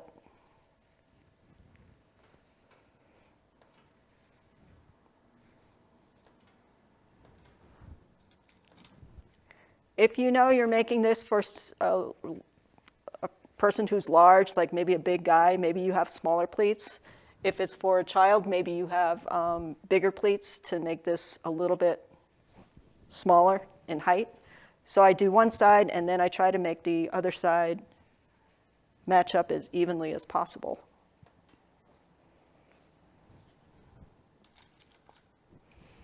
Okay, now this is where some people use their sewing clips, if you're fortunate enough to have them. If you don't own that, a binder clip is probably also good. Okay, so let's go back to the sewing machine. And I tend to use contrasting thread so you can see what's going on. Okay. Oh, a couple of tips that I forgot to tell you about. When you're sewing edges, sometimes when you start at an edge, people who are experienced quilters know this, but sometimes you're going to start sewing right at the edge, and sometimes your needle just pushes everything down. It gets messy. So what some people do is you just take a little scrap of fabric and just bunch it up. You can see I've sewn this down. This is almost like a leader. I've sewn some stitches, I've gotten it secure, and I'm going to pull it back a little bit. And then when I start sewing on my edge, I don't have any errors where it kind of pulls in and goes into the machine. Nice. Okay. That's a lifesaver. Yeah. Saves So a lot of time. quilters do that. And what I want to talk about next is when you sew these pleats, obviously you're going through 2, 4, 6, 6 to 8 layers of fabric. When we get there, sometimes you'll hear your machine start to strain. Mm-hmm. And sometimes, just imagine like you're pushing a full cart up a hill. Your presser foot tends to get kind of jammed. So what I do is maybe I'll take some collection of thicker material and I make myself another type of jig or a tool. Mm-hmm. There is a commercial product Oh, there which is? I'm sure, do you want me to name it or not? You can name it, yes. Okay. There's a That's commercial. the benefit of a free course. Okay, there's a commercial product called Genamajig, and it's actually like a very thick plastic, and it's got an inverted U, and the inverted U sort of fits beneath the presser foot, and the U cutout is where the needle goes up and down. So what's the name again? Genamajig, for Genamajig. sewing jeans, Jean. Okay. You know, because if you know how blue jeans, when you get to the seam, you could be sewing 2 layers, but when you get to the seam, it's really bunchy. Thick. It's 6 layers of fabric. Yeah. And not only is it tough for the motor to get through, you know, part of it is that the presser foot is kind of messed up. So what you do is if you're going from thin to thick, the thick part is facing you, you put this thicker piece of the Genamajig, or what I made myself, the thick piece of material, in the back part of the presser foot, so I'm not leaning up. This is hard to see. It's not angled up. It's even, and that helps it go through. All right, well, we'll try it. We'll see once I start That's a sewing wow here. moment for me. I didn't know that. Okay. All right, because I'm going to stitch through a lot of layers, all these sewn edges, I'm going to lengthen my stitch length a little bit.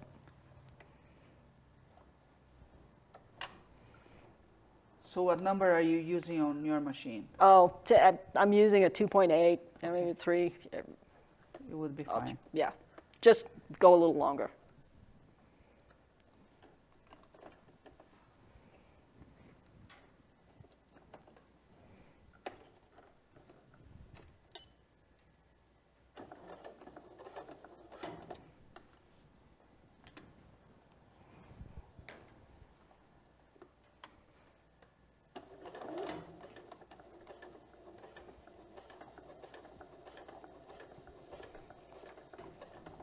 Okay, I'm at the beginning of my pleat right now.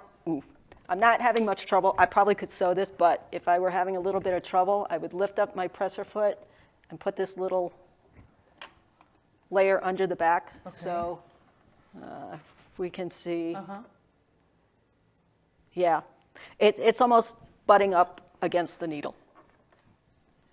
So I can't have it underneath the entire presser foot because mine doesn't have that U cutout shape, but so that's what the Genamajig tool has. And when this is a homemade tool, sometimes I have to keep shifting it up as I sew away from it.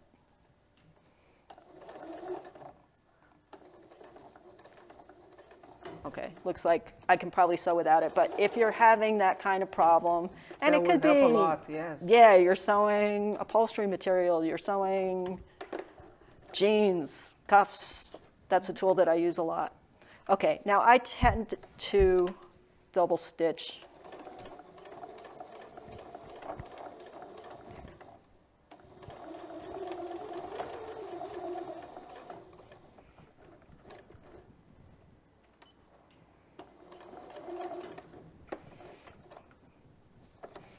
Okay, and then of course you would do the opposite side with the other pleats too, the same way, which I'm not going to do to save time. I'm going to move forward, but type any questions if you have that. Yeah, Nancy is asking, someone mentioned which direction the pleats on the front should be made. Oh, thank you, very important. Yes, following the instructions, oh, actually,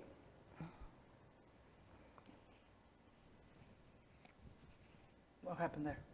I might have done this backwards because I was, yeah, actually, thank you, Nancy. Yeah, you were supposed to pleat the front, not the back. So you pleat the front. Right, yeah. Right. And you want the pleats going down. Okay, so I did it exactly opposite. Show to Rain. Yeah, so I did it the wrong way because I wanted the red to be my front. But now it's because at the opening. Yeah. That's why God invented seam rippers. Okay, so the pleats have to be from the top to the bottom. Going down. And on the front. Yeah. Okay. Now my guess is because anything folded up, I don't know, I guess you're going to catch particles in the pocket. Okay, got it. Okay. Barbara, what is the Thank you, seam Nancy. allowance on this part? I'm not that particular. Usually what I do, if I want it to look really neat, I use a edge joining foot. And I don't have an edge joining foot for this, but the presser foot has a little metal ridge down the center, and the metal ridge rides along the side so you can keep it super even. Okay. So I don't know. I'm going to say maybe 1/8 of an inch seam allowance, but I'm not particular. If it's too small, you end up sliding off. If it's too big, no big deal. well, I don't know that you can get it really too big. Yeah. I'm not that particular about what the seam allowance is. Pamela, what But I did material too. did you use for the nose pincher? What wire? Yeah. In this one, I use pipe cleaners because that's what I have. Yeah. So the other recommendations were 16 gauge wire. I've also heard that other people who are using pipe cleaners actually like to fold it in half, which I'm not doing. Mine, I've been cutting my 12-inch pipe cleaner into thirds, so I've been using a 4-inch one. But then again, I'm pretty small. I have a pretty small nose. Maybe people need a longer one. Okay. So sometimes people find that they take one pipe cleaner, And bend it. bend it in half, and Yeah. use that instead. Okay. Very cool. So, what's next for us? Okay, I think I'm ready to go to the shaped one. Awesome. I'm excited to see that one. I have a feeling I have only used the pleated ones, but I do have a feeling that's kind of more comfortable. Okay, yeah, so remember, don't do the pleats like I first showed. The pleats go in the front, they pleat down. Okay, so the shaped ones.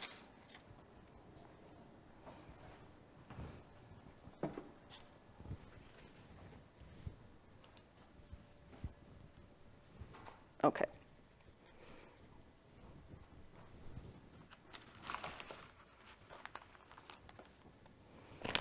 Remind me to do the hand sewing. We'll do that after. We'll do that. Okay. Okay.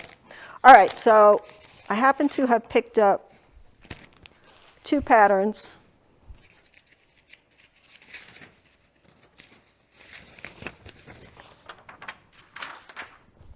Off the internet. Let me match them up.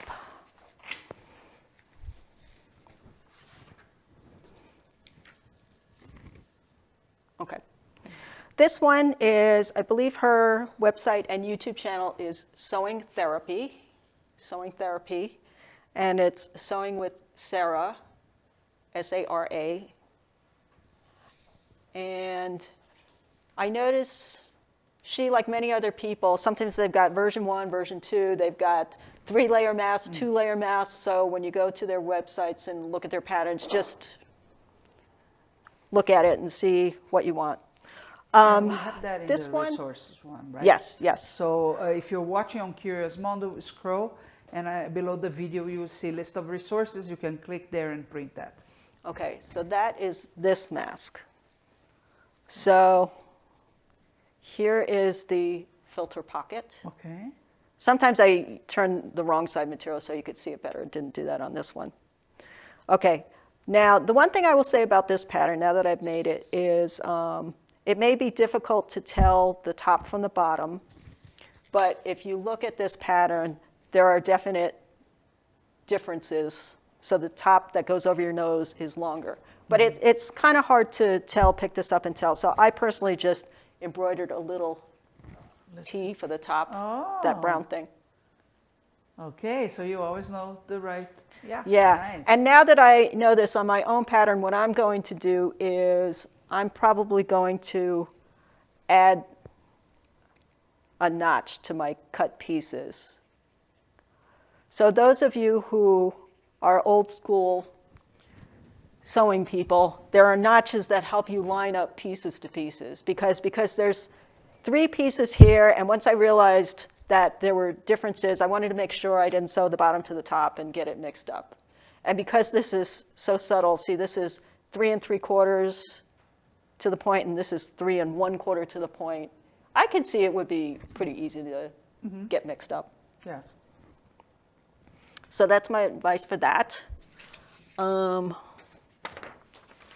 Today I'm going to use this pattern from Craft Passion, and this is the one where she has different sizes for people. I happen to just have copied the pocket main fabric for you. There is a pattern for the filter, but basically to me it's just cutting this a little bit narrower for the filter pocket. And what I mean by that is this. Okay, so my bunnies are the outside. I used the wrong side for the lining, and then I had the right side for the filter. So you could see the filter, whatever filter material you use would go right in there. Okay, so I'm going to warn you, these tend to have a better fit, but they're more work. They take more time. There's more sewing skills that you need to know. Okay, so, but one of my pieces of advice is to make a pattern template out of harder cardstock or the back of a cereal box, and that way you could just trace around it on something that will mark fabric.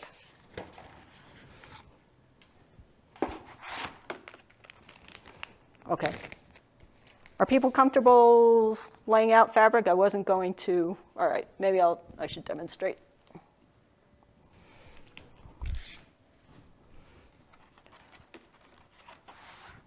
I tend to lay out my fabric right sides together. That way it's all ready for me to grab and sew. Somehow I just lost my template. Here we go.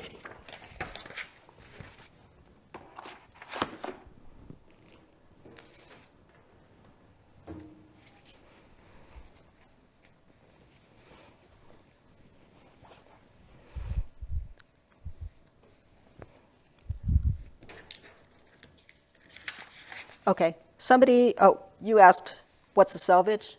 Yeah. This is the edge of the fabric, so this happens to be a selvage.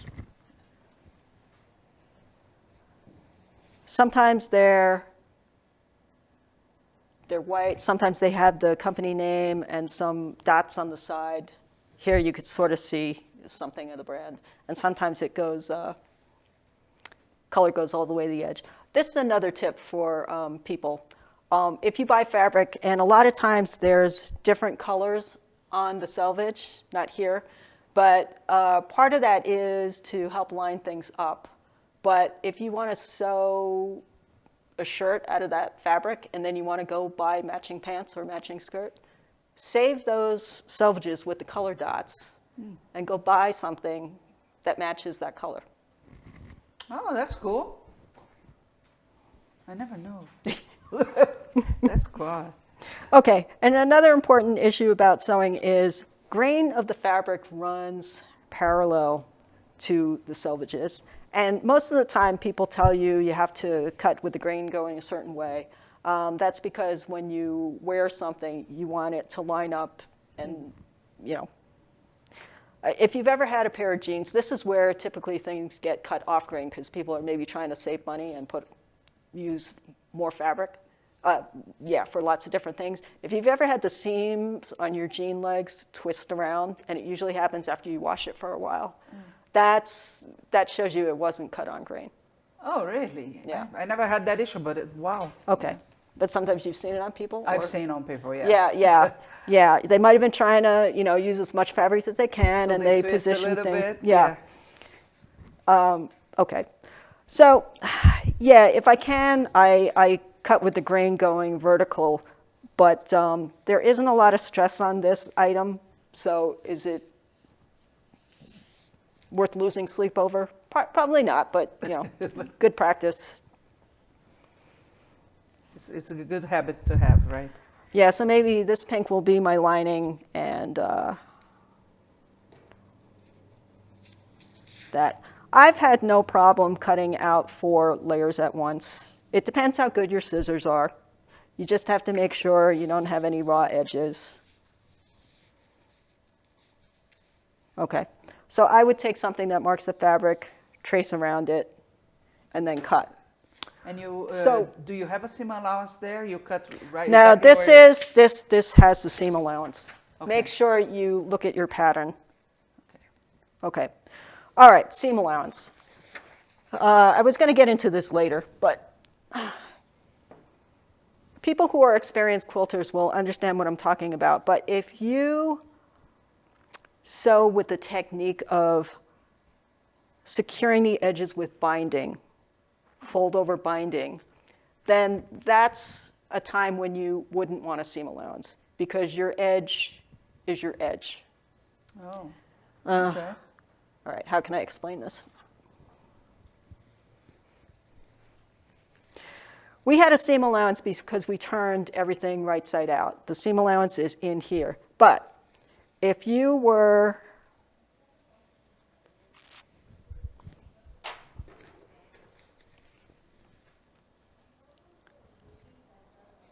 going to edge your piece with this, let's kind of forget about these ties and say, I had a fabric strip and I was going to do that. There are patterns out there that have fabric ties. Instead of going for that way, they go this way because they're using the fabric as a binding. Here is where, if you bound it like that, you wouldn't need a seam allowance. So when does that come in handy? I've made cuffs where I cut the sleeves a little too short. There wasn't a hem to turn up. So I've used that binding method to, save a cuff. Uh-huh. Yeah. So there's reasons why you might want to understand that technique. Okay. All right, is that enough demonstration on that? Yeah, sure. And they are saying you have gorgeous fabrics. And of course, if you're making a bunch of masks to send to a place, you're not going to focus much on the design. But if you're making for your kids, your neighbors, that might be a cool thing. Yeah. Ellison, where's that? Because I really wanted to spend time on the sewing technique. Yes, more of so course. than But Bridget is saying, your fabric designs are gorgeous. Do you have an online source for them right now? Because we cannot go to the stores. Does she mean fabric Yeah, patterns? Or no, this? just the printing of your pattern, the fabric itself. She's saying you have nice ones, but you had them for a while. You don't really go. Yeah, to a somebody specific place. gifted the stash rotation. Somebody else's stash became my stash. I actually am pretty sure my friend bought these fabrics at Walmart. Okay. Because she was making a colonial style quilt. So purposely not the modern, bright, in-your-face colors. She wanted the more subtle, small prints. Yeah, nice. Well, Keisha wants to know what type of fabric is best for outer and what's best for inner if you are making a pocket. Okay. As I said before, try to go for a relatively tightly woven cotton. And that's why I've even read this from the CDC, like quilters cottons, good quality quilters cottons are a relatively tight weave. Okay. And some of these, I would say they're not as tight a weave as some of the quilting cottons. So that's why I put them as the filter pocket. So some of them you've seen, I've got 3 layers of fabric. Okay, then it would be fine to be there. Well, it's better than nothing. Yeah, exactly. Gretchen, do you wash the fabric prior to cutting to minimize shrinkage after? I do. Okay, you Yeah. do? Oh, okay. And also sometimes there's sizing on it, so it may just kind of soften it up. Okay, nice. Okay, so I wanted to concentrate on the sewing steps. Let me make sure I get this in the right order.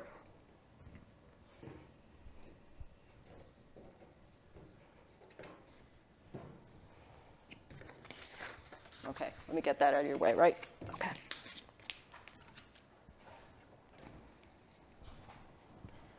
Okay, so the pink was going to be my outside. Okay. This was going to be my liner, and this is my filter pocket. So, all right, let's sew curves. What I want you to realize is, and I have a lot of beginning students who just, pedal to the metal. They just stomp on it. But if you're not an experienced sewer, I I encourage you to sew the curves slowly and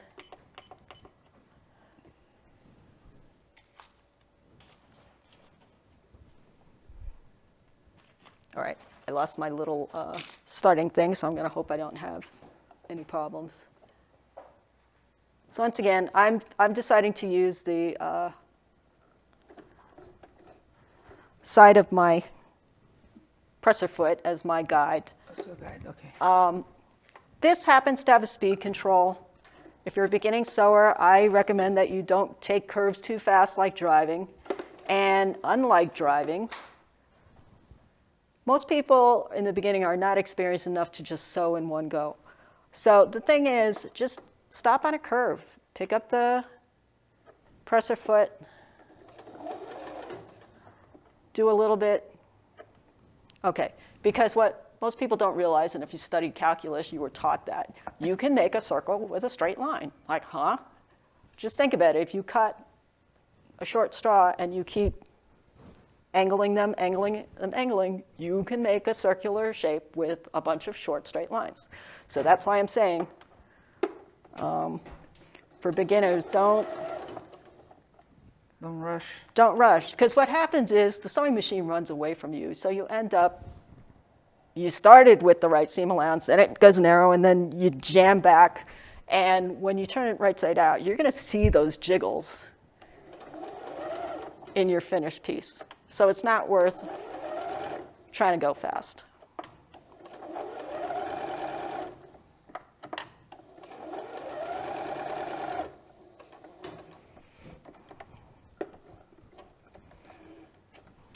Okay. So the other thing that you have to realize is when you turn this right side out, because it's a curve, yes, this is a concave curve, but when you're using the finished product, it's going to be, it's convex, so it was easy to sew, but when you turn it, it's going to be concave. Caves are like that. Okay. Can you zoom in on the inner? If you show to range, okay. You can zoom in. Okay. We shaped this to be on the outside of your face, but we're seeing a lot of ripples and crinkles in here. Yeah. Because you've got this outside curve coming in. It's more fabric than you need. So this is why curves have to be clipped.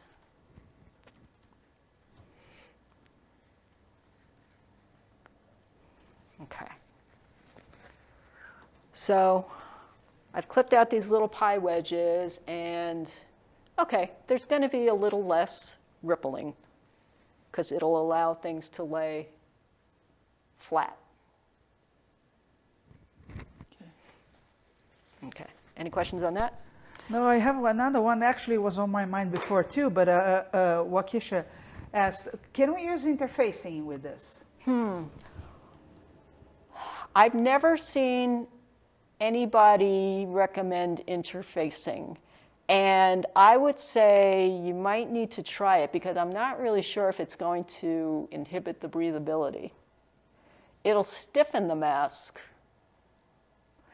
You know that Joanne Fabrics, Joanne, the store, they were giving kits with instructions. Oh, yes. I've never seen one. Did it? Yeah, I have that. So they do use interfacing on that one. They A light interface one, the entire? Light one. No, just so the way they do it is they fold, so they have two layers, and they put interfacing. A light interfacing, that's what it says on the pattern. Okay.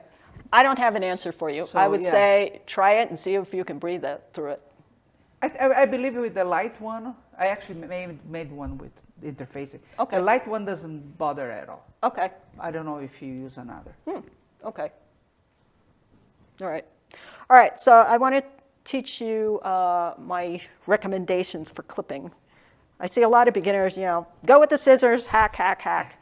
I'm usually afraid that they're going to snip through their stitches. And also, unless you're an experienced sewer and you've got good, expensive tools, if you've got your home paper, kids' paper cutting scissors, they may not cut fabric very well. So you may end up ruining things if you don't have the ideal sharp sewing instruments. So what I have here is, let's see, I tried to do a contrasting color thread so you can see. Whoops, here we go. Yeah. So what I learned to do is instead of cutting this way, I take it and I fold it, and I can see better, I've got better control. I know I'm not going into the stitching. I cut a V this way.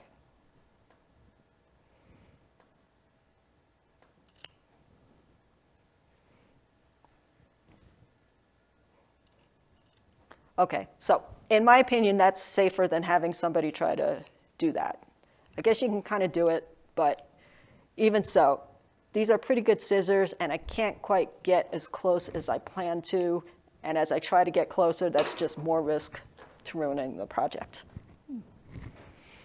Okay, so, and then I found you can cut the last pocket that way too, but I've been finding that if I just reduce the seam allowance a little bit, that's working fine for me. Okay, so now let's talk about how to assemble that.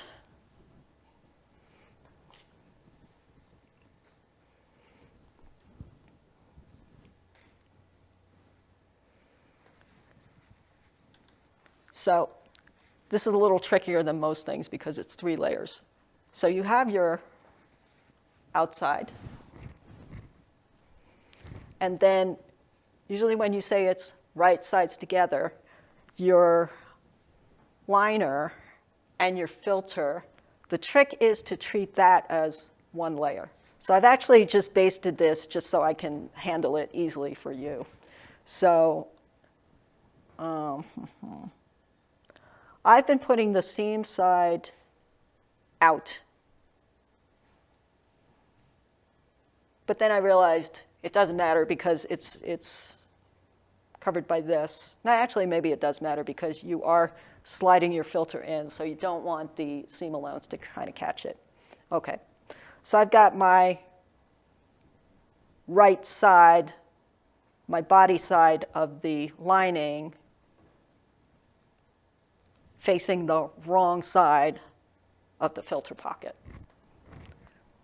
So when you put these two together, this is the right side of the inside of the mask. Like this. The key is, of course, you don't want any raw edges that you're going to breathe in. Okay? So now that we figured this is the right side of the lining, and this is the right side of the mask, you put those face to face.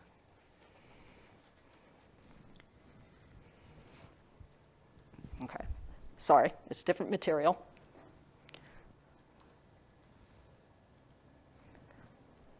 So I have the face to the face of my lining. Okay, now this example,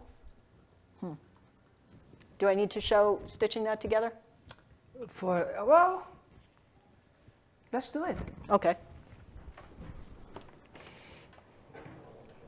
And while you get ready, Maria is saying, I wish I had as good a teacher as you when I had sewing lessons in school. One question I have is, how far should I set the distance on the stitches? We have millimeters here in Sweden. Oh,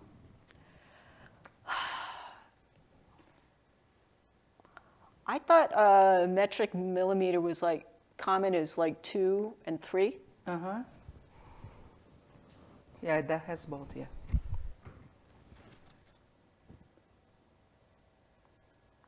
Yeah, I'd say when you're, it's 2 millimeters when you're sewing the 2 layers together, front and back.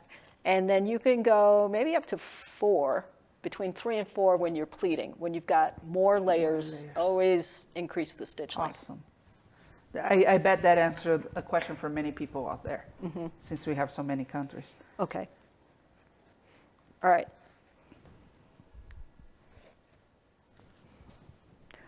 So I'll tell you what I tend to do is I tend to sew from the center out. Oh, yes, I did want to show sewing. What I mean by that is I tend to start here, go to the edge, start here, go to the edge, start there, go to the edge, start there, go to the edge.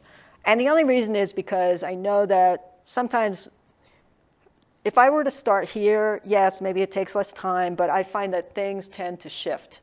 So unless you own something like a walking foot, which I don't have for this, what a walking foot does on a sewing machine, it actually, you can't even see it, but it microscopically goes up and down, up and down. It relieves the pressure so that as you're sewing and pushing, things aren't moving.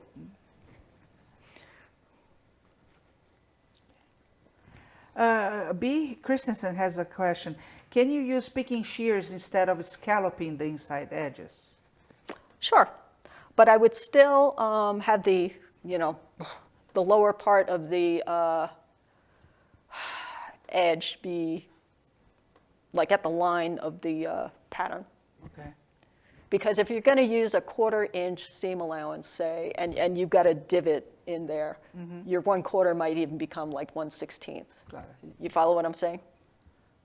Yeah. Do I need to draw it? Or okay. Well, let us know if you need that. Okay.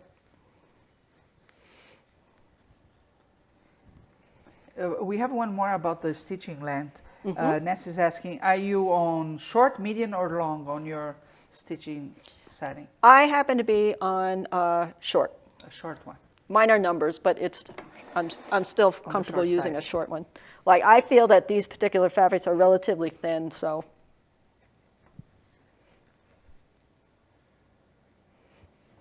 Okay, so as I said, I like to start at the center and go in both directions, and I'll overlap a little bit.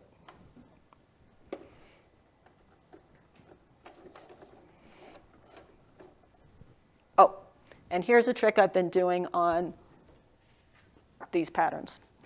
I'm not going to sew all the way to the edge. What I'm going to do is I'm going to fold up, and I actually ironed these.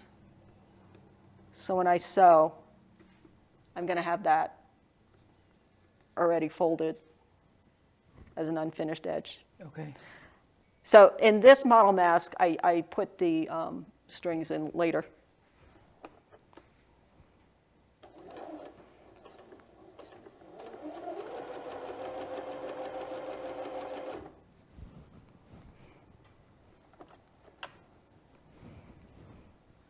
While you're doing that, MS Will 56 wants to know if he or she can use a serger to do this.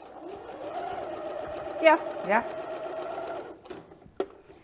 And I'm back stitching. I actually get nervous when I go around curves with my serger because I don't want to accidentally chop fabric. So I personally haven't mastered it.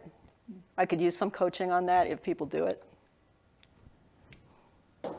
Like for example, if I were sewing this on a serger, the knife's here, and I would have to swing this around to keep from slicing that. So you have to be comfortable using that. Yeah, and I guess I'm not comfortable. I just got one on a thrift shop, but I actually didn't have the time to put everything together yet. Yeah, okay, I'm overlapping my stitches.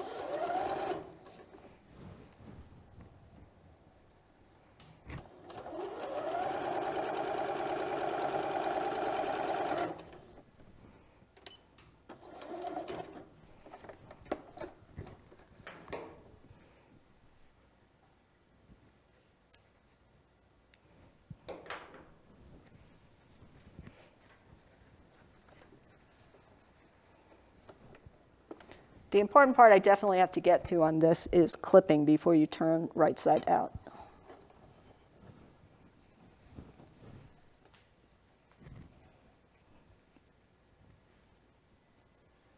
And in this one, do you need to have the nose clipper, or it's not necessary because of the shape?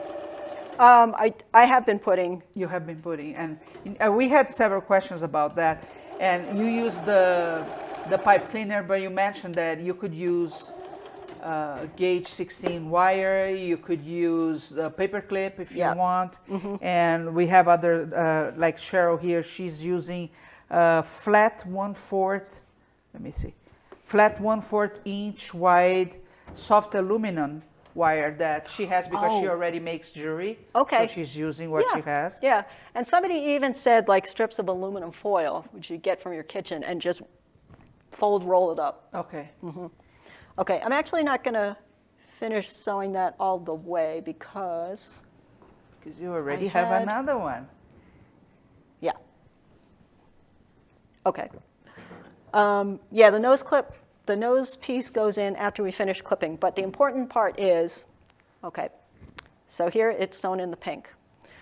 Now, because this is a curved shape, we've got more clipping to do than we had on the rectangular one. Okay, when you turn this right side out, this end, where do you want me to, here? Right there. Okay.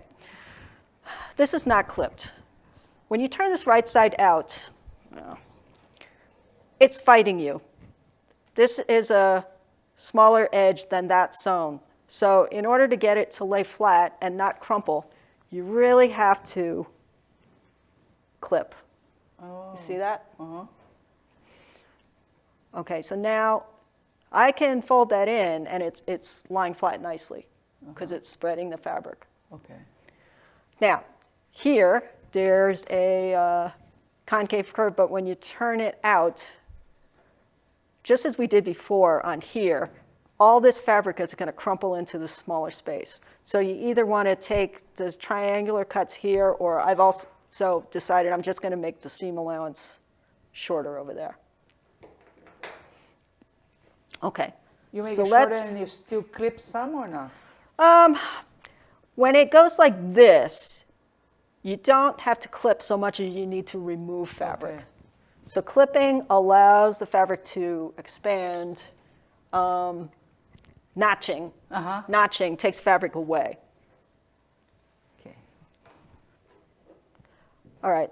So I tend to, if I can, snip on a diagonal because bias doesn't fray. If you cut like this, I mean, I've done it, things haven't fallen apart, but I learned from a sewing instructor, clip on the diagonal if you can.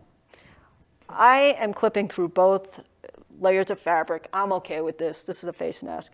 If you are making clothing and you don't want this bulk, I've seen people, it takes more time, but they clip one layer of fabric one direction, they flip it over, they clip the other one in the opposite direction. So that way things spread out, you don't get lumpy, bumpy. But you're now talking couture sewing. Okay. Now on the bottom, too, it looks straight, but you've got a little bit of a curve here. So you have to clip underneath the bottom nose as well to get it to lay flat. Okay, I believe that is everything I need to do.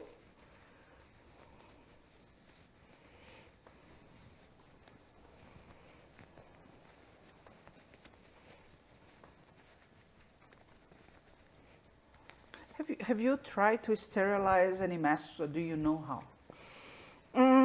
I haven't. I washed my own mask. I washed it in warm water and soap. And on the rinse, I just put a dab of vinegar in for two reasons. Vinegar can help break down soap, so you don't need to rinse so well. And I believe it changes the pH, which can, kind of knock bacteria or viruses for a loop. Okay. Now, should you boil stuff?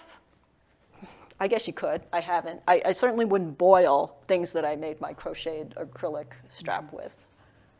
What I've seen on TV for the mask that you're wearing at home, that you make to wear yourself, is that do the same process you do with your hands. You wash with warm water and soap, right? And that's enough.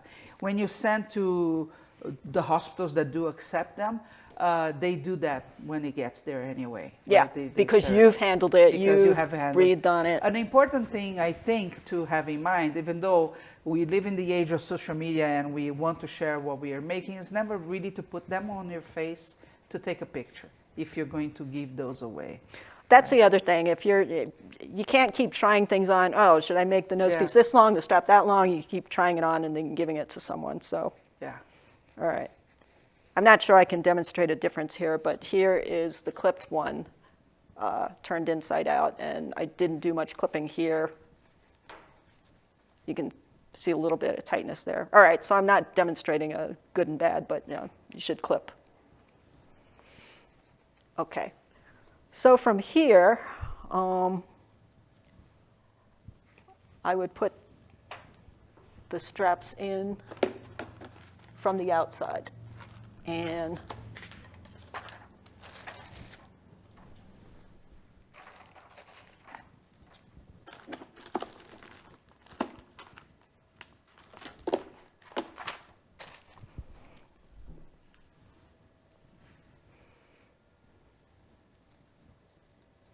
so, I mean, you could have done it the way we did before, but that was a bigger rectangle. For this smaller piece, it would be a little bit more difficult to stuff it on the inside and then turn it right side out.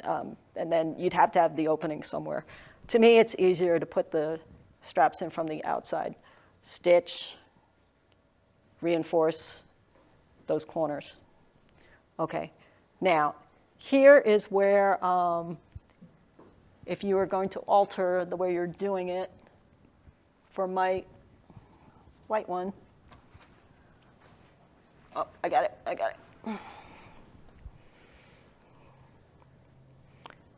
This one is actually one longer chain, like maybe 18 and 18, 38 inches long. So if you could see here with the gray zigzag, I just fastened the one long strip in the middle. So you could do the two sticking out on each side, or you make a much longer piece and then sew it down. Mm-hmm. When you have this, it's probably much more secure if you do own a zigzag. Okay, it would just be safer. Yeah, but realize this lumpy, bumpy, you're taking your chances on your sewing machine. Okay. Whether you can do this. Would it be okay to go to a break? Yeah. Okay, tell me what we are going to cover when we come back. And I have a few questions for you as well. Okay.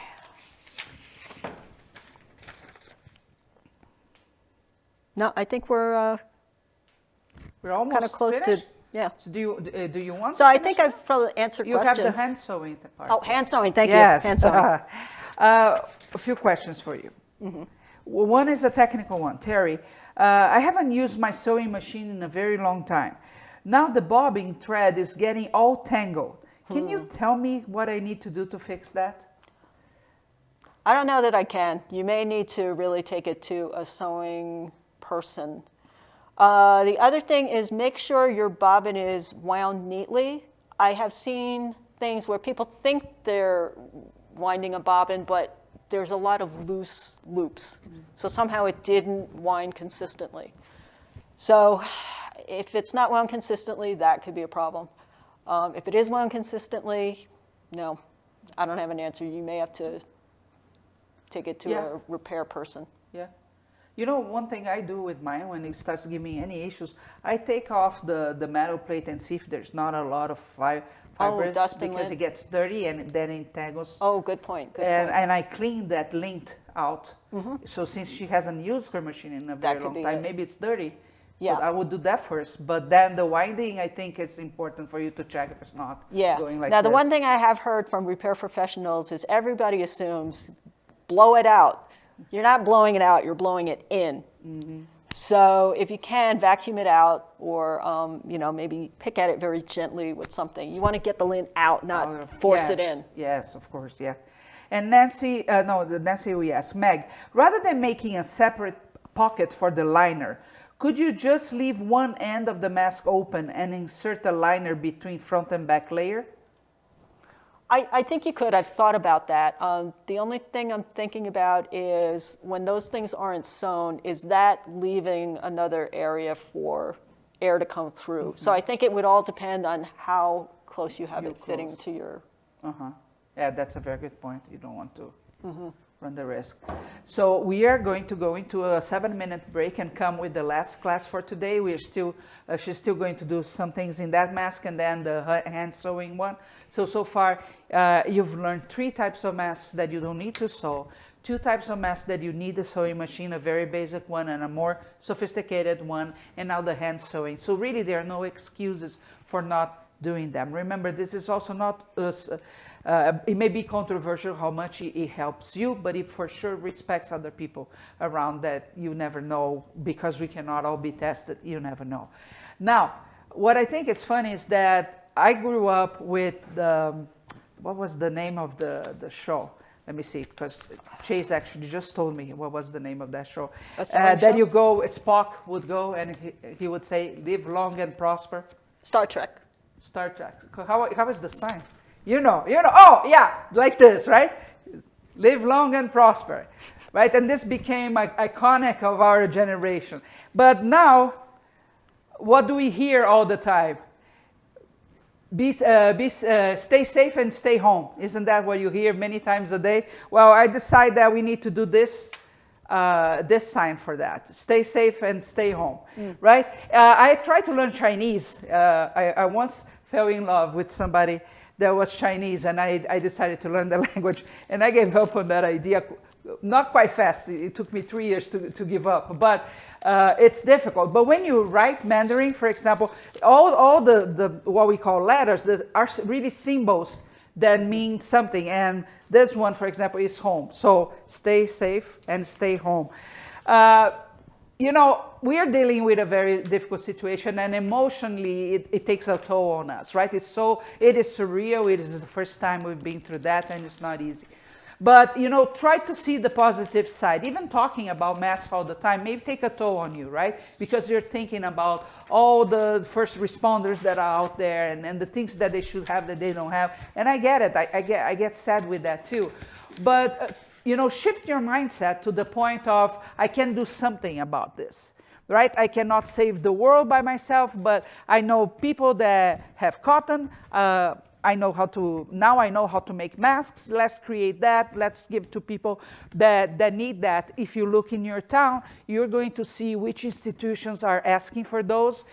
You will also see that many neighbors don't have it. Many people, like I told you, I saw on TV the group from Tooele here in Utah that this lady started, and they put the boxes, I believe, in front of their porch, and anybody can come and pick it up, and they have done that for over 3,000 masks. That's quite an accomplishment.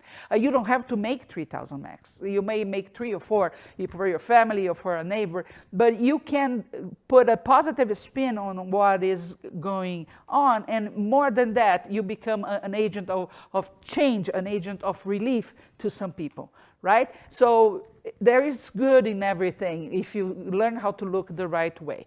And I hope you do that. We are going to go into that break for 7 minutes, and we'll be right back with class number 3.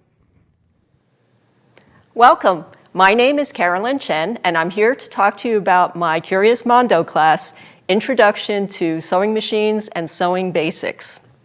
Now, I've been sewing since I was 8 years old. I took lessons, and I've also taught kids and adults beginning sewing. But I've always wanted to teach a class that talked about sewing machines as a piece of equipment. So that's where I'm going to start here.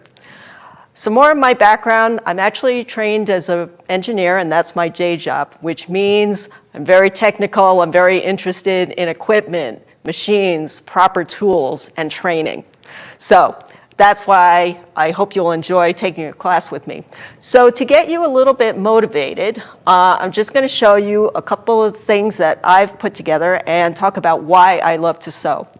I sew because I want to create things that I can't buy, things that I need, things that fit my body, and things that I just can't find in stores. So here's some clothing items, jackets, but I want you to realize that all 4 of the things that I'm going to show you are the same exact pattern.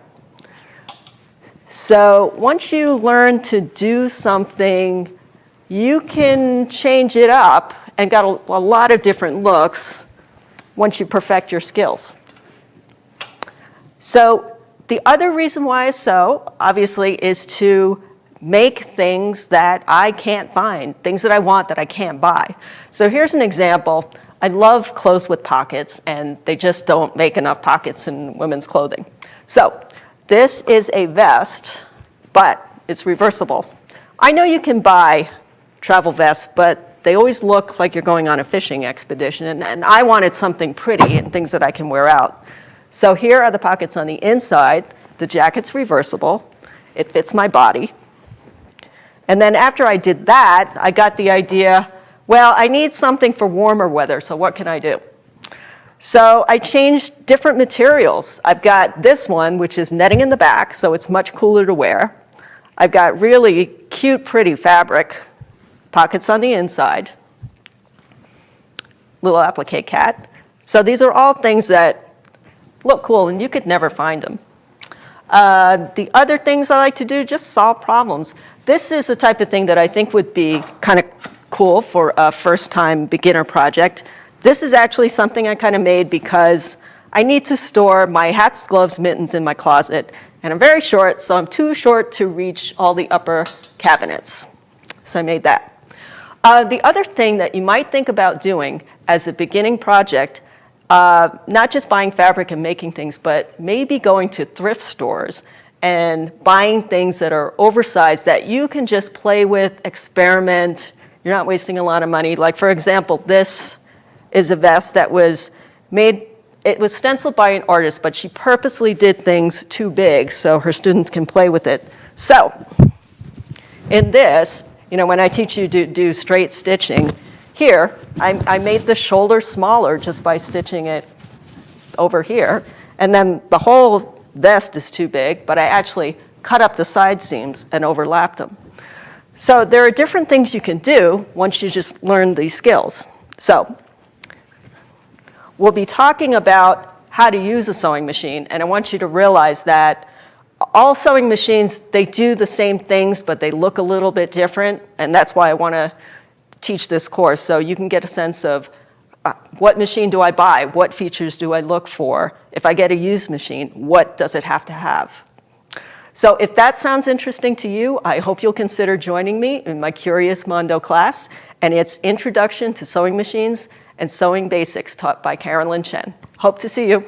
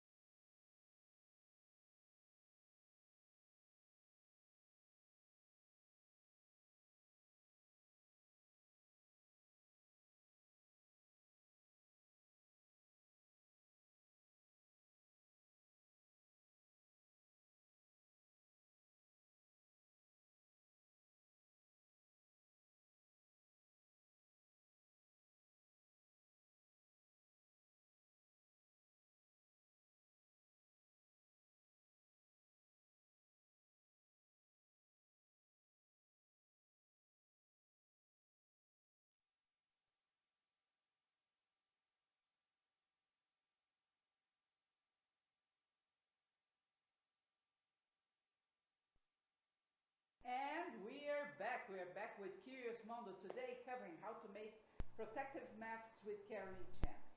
You know, and I don't have my mic on, of course. Why do I always do that? Wait. Well, my name's Carolyn Chen, and we're talking about making. No, and I can hear everybody out there yelling at me. You did it again, Shahar! I'm getting old. What can I say? Well, anyway, this is Curious Mondo, an online learning platform for artists. We have new courses every single week, and when we are live, they are free for everybody to watch. Now, this mask one is an exception. It's going to be free and open to everybody. So whatever you're watching, it's going to stay there. You can come back as many times as you want. And yes, we're going to get the transcript for the chat and add that to the resources for this course so you can visit. Just wait a day or two because we are swamped right now, but we'll make that available as well. And I hope that helps you in making masks and helping other people. Now, there are a few ways you can also help us. For example, if you're watching us on the YouTube channel, can you take a second and subscribe to the channel? Because that makes a huge impact for us. And you also get notifications every time we go live and you can watch for free. That would be a huge help. If you're watching on Facebook, hey, we're not selling anything, so share, leave some comments, and of course, like our Facebook page, Curious Mondo. That also helps. You know, the algorithms are always looking, is it worth showing or not? Is it worth showing or not? And every time you comment, every time you like or you subscribe, you are helping us. We also have the Instagram account as well. If you can leave a comment on one of our posts, we appreciate that as well. So that's the way you could really help us keep on doing what we do here. Okay? Just a reminder, because this is the last class, tonight we come back with Arts Meet Biz series. It's going to last until Friday. Today we're going to be talking about artist statement and forms to sell art online that you can visit right now, since many times you don't have the shows, the fiber shows, and you don't have the galleries to be posting your art objects there. So come. We start at 9 p.m. Eastern Time, and we'll be available on YouTube, here on Curious Mondo, and on Facebook as well.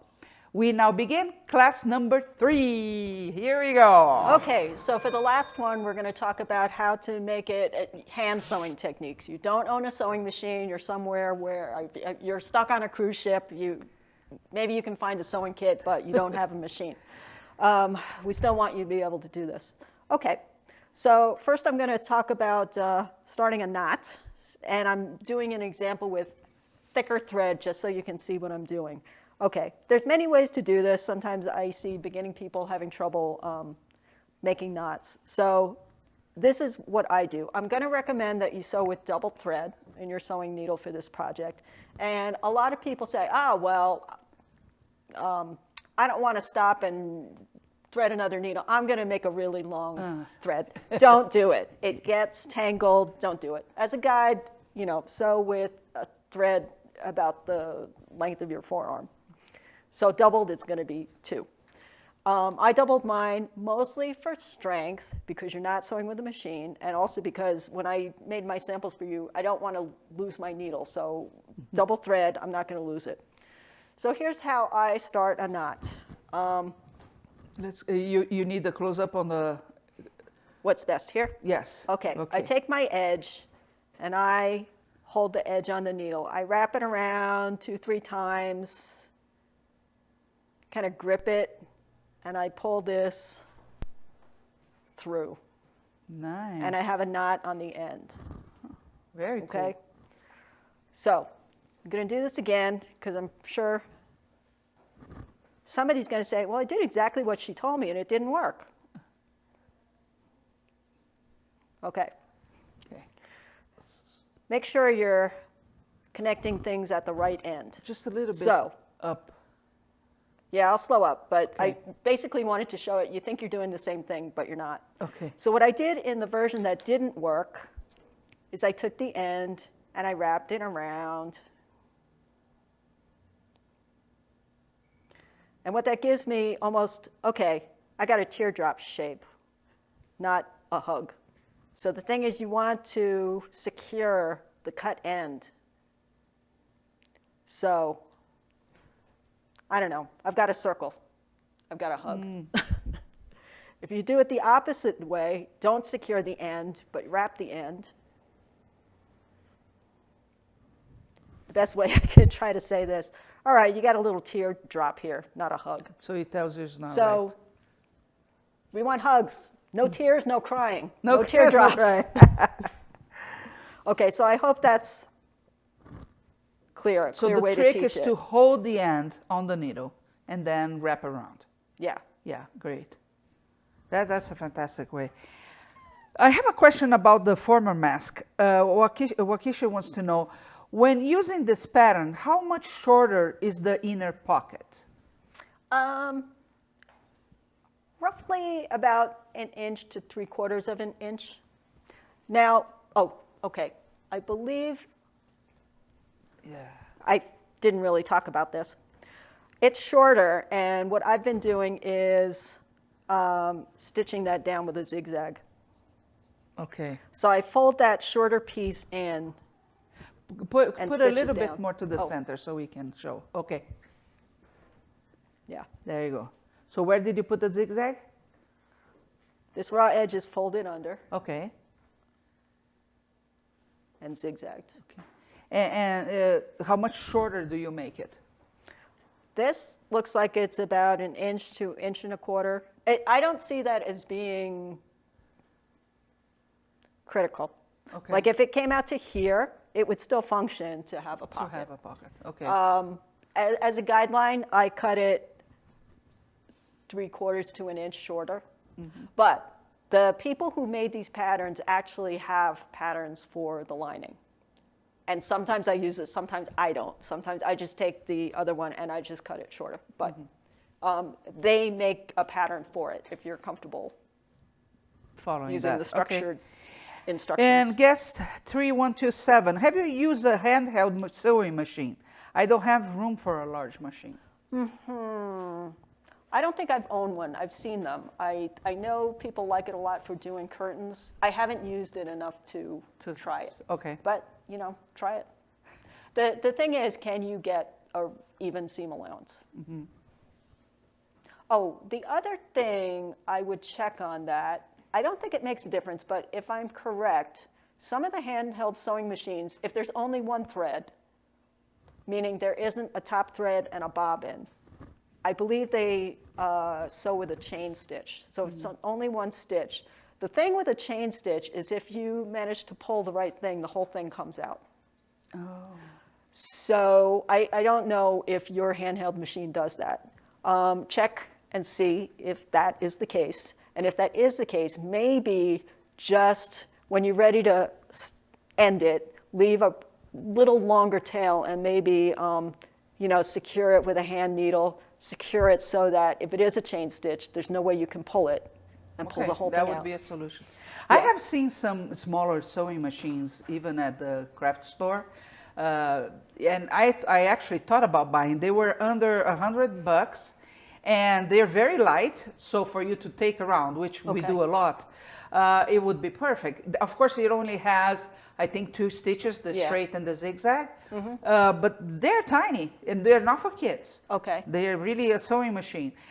So even on a stool, you could put that and make the masks if you had to. And they're very affordable. So it's an option. I don't know. Okay. I probably own one sewing machine that was probably less than $30, $15. See? And but you get what you pay for. And I used it for a while, but after a while, it didn't work so well. So all I can say is it served me for the purpose that I needed it for. I actually, on a hunch, took it to where my friends in Chinatown were doing a Chinese lion dance, and they just purchased a new lion head from abroad, and the stitches were kind of coming loose. So I Okay. actually used that thing to repair it on the spot. See? Yeah. So maybe it was worth the $20, but Yeah. I have not been able to use it again since. So you really got to weigh where you're putting your money. Yes, that's true. That's for sure. Okay, let's move. Okay, all right. So I've taught you how to make a knot. And these things I started ahead of time. So ask the camera person where we should work best. Yes, there's a good Okay. spot. Okay. This sample, sorry, I'm going to try to use a different color thread for each type of method. This first one is a backstitch method. And basically when I start by hiding my knot in the middle.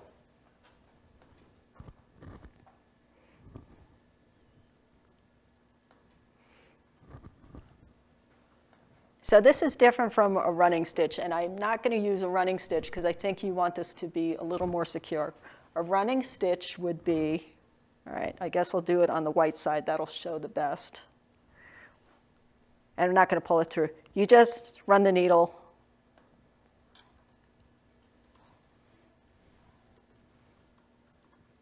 back and forth. In, out, running along. That to me is not going to be as sturdy because you're going to have big gaps that pull apart. So if I were to do this by hand, I would do it with the back stitch. So I would come up from the front. Now, your front right side is going to look like small running stitches, and you can make it as even as you possibly can. But then the back looks almost solid because I'm overlapping where the stitches go. So my back stitch, I've come up on my right side and I'm going to go backwards to my right. I'm right-handed, so I'm sewing from right to left. I'm going to go backwards maybe 1 millimeter or 1/16 of an inch. And then from the back side, I'm going to go forward 2 millimeters or 2/16 of an inch, which is 1/8. So when I do this back stitch, the top, it's not as neat as a sewing machine, but I've got a single line of stitches, as neat as I can make them. And the back side, it looks messier, but there's more overlap.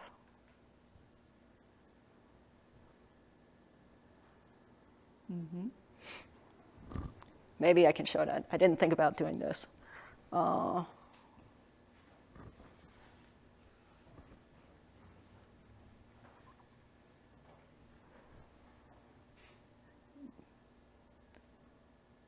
Back stitches like this.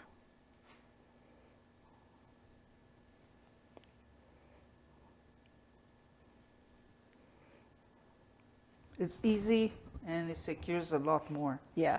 Now with this knit, I can do it in one shot, but something this small, I almost have to go in, out, up, and down. Now you can't see the back of this, but the stitches are twice as long. But this tends to give you a pretty strong method of constructing things, back stitch. Okay. Next method, you may prefer an overcast stitch. So here I've got that in the pink. There. You almost see little bite marks. Yeah. Good. Okay. So it's almost like whip stitching around and around and around. Back to front.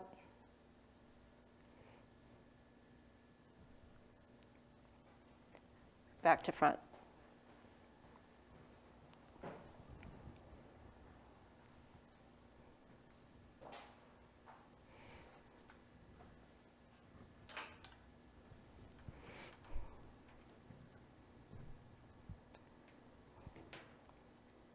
Oh, so I forgot to talk about how I prep the material for this.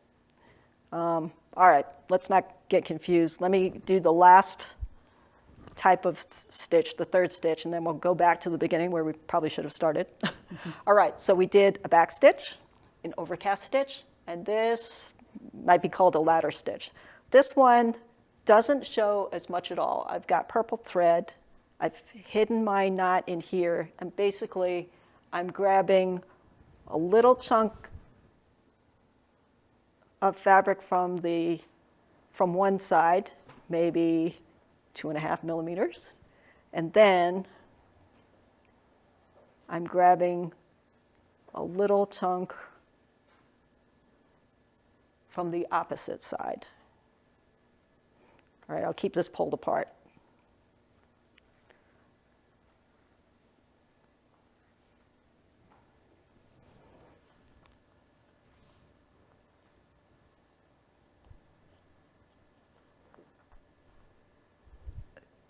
Now, actually, I did not prepare my thread before I came here, but you actually get better results if you own beeswax or you even iron the thread.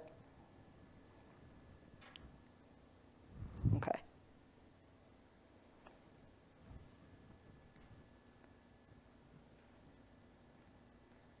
All right, so that's another method. It's not as visible. You know, it may not be as strong as the other methods, but if you're just wearing it on your face, I don't think you're going to have too much stress. Mm-hmm. Okay. If you've got questions or you need to see this again, send your comments in. How do we tie it off? All right, I think I wanted to demonstrate the type of knot that I use at the end. So I learned this from a lady I took dressmaking lessons from, and she calls it an Oya knot.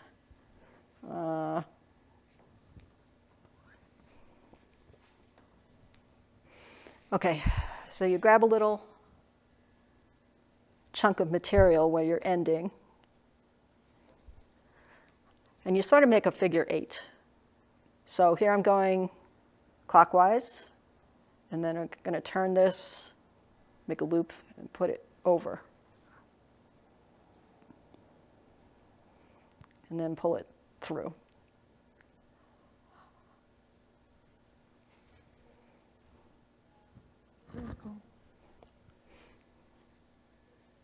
Sometimes that's a little difficult to demonstrate. Other people do things similar to like a French knot. Like grab a chunk of material, go around a couple of times and pull it through. Very cool. Mm-hmm. Okay, and then what I normally try to do is go through the fabric, hide it, and then I would tug this a little bit and then cut it off, which means that my cut end is hidden inside the fabric so you can't see it. Okay. Mm-hmm. All right, now, how did I prepare the fabric before I started sewing? Okay. What I decided to do, you could stitch this the way we did with the machine, right sides together and then turn it right side out. But I thought if I were hand sewing, I think I like this idea better because the act of turning it in right side out, you're going to put stress on this, and hand sewing isn't always as strong as machine sewing, depending how big your stitches are. So I decided I would press the seam allowances first, and my trick for doing that I learned from Linda Lee of Sewing Workshop. She uses like a piece of cardboard or a manila folder, oak tag, and she draws the line, whatever she needs to press up. Think about it. If you have to press a 1/4 inch, are you going to really hold your fingers here and with the iron? You're going to burn yourself. If you've got an ironing board, you could stick pins in something soft and kind of measure and press it up and put pins every once in a while and then lean your iron on it. That would do the trick without hurting yourself. But I like this. You draw a straight line. Make sure you carefully measure and you don't have it wobble. And, if you have an iron, which I don't have here, if you press up to the line, hold your iron down, you can get this nice even edge without burning your hands. So that's a trick. I would have pressed under like a 3/8 of an inch. And if I were doing this, I would probably do 3/8 over a 1/4. 1/4, you could do it, but it's a little tougher to manage. So that is how I got the even pressing over here. Awesome. Very cool. Okay. All right. I didn't go to the corners, but if you were hand stitching, yeah, you have to remember to put the straps in when you get to those corners. So because you're hand sewing, you can do more stitches on the inside to secure it. Okay. And then press. And then if I were hand stitching this, I would probably stitch the rectangle first and then go back and do the pleats. If you think you can shortcut it to the second step, be my guest. Sometimes I don't always think shortcuts work out for people. But Yeah. Awesome. That's it, right? yeah. Thank you so much. I have a lot of comments here for you. Okay. Not a lot of questions because they did get it very well, everything that you explained. Nancy is saying, Carolyn, thank you for taking the time to show us so many options. You have been clear with your instructions. Great guest 2020. Great information and resources. Thank you so much. Nancy Chahar, National Rain Shade. So today we have Rain here with the camera, Joe and Nashla switching, Chase from home doing the chat. He sends me the questions. Paola doing shipping in the other building. So we are taking our distance, but making things happen. And she's saying it's a distinct pleasure to participate. Cheddar, also Nancy, she's saying, Cheddars, thank you so much. Carolyn, thanks for this timely, important, and instructive course. Time to get back to sewing now. Susan, thanks for all the valuable info from Carolyn and all the makers here, because of course in the chat they are trading information as well. And a big thank you from Maria, Curious Mondo, and Carolyn for doing this fantastic guest. Thank you so much for demonstrating all the thread techniques with yarn, so much easier to understand. I cannot thank you enough for taking this challenge, a last-minute challenge, and coming in with so many options that really cater to all skill levels out there, right? Have sewing machine, you have options. Don't have sewing machines, you have options. Want to hand sew, you have options. So thank you so much for taking the time and coming and showing us how to do this. And thank you everybody for your time and for paying attention. Yeah, that's right. And of course, thank you very much for participating, sending questions, sharing this course. Like I said before, it is free and open to anyone. So wherever you're watching, and we have people all around, YouTube, Facebook, Curious Mondo, it stays there. On Curious Mondo, you find the patterns. You will later also find the transcript for the chat. There are tons of tips here on how people are sterilizing their masks and other patterns and a lot of stuff. So it's very valuable. It's going to be there and it's free for all. And I hope you enjoy and do share this, because you never know when you're going to reach a community that is really needing to do, we live in different places, right? And for example, we don't have a very large population here in Utah as some people have in New York. So the needs are different in every place, but you might be in a place that is really needing this. And again, just for your family, for your neighbors, it can make a huge difference. So use those skills, and most of all, it keeps you engaged with something that makes a difference and not paying attention just to the bad side of all this situation. So please do that. On Monday, we are back here with Joni Walter, and she's going to be teaching how to make sculptures with fabric clay. It's a new medium here for us, and it's going to be a new format as well, but she'll be available for you to ask questions, and we are going to be live, so come and check this new format. It is free to watch while we are live. The best place to sign up is curiousmondo.com, so you get the notifications and you don't forget. And tonight, I'm back with Art Meets Biz. I have a hard time saying that. And we are going to have a candid conversation about ways to make money with art during this crisis. So, use this time that now you have available to sharpen your skills and impact the life of others. And now you know how, even if you don't have a sewing machine. Okay, again, thank you so much for being here with us, and I'll see you later tonight. Bye-bye. Mina, arigatou gozaimasu. Obrigada. Muchas gracias. Danke schön. C'est pour faire merci. Thank you. Thank Thank you.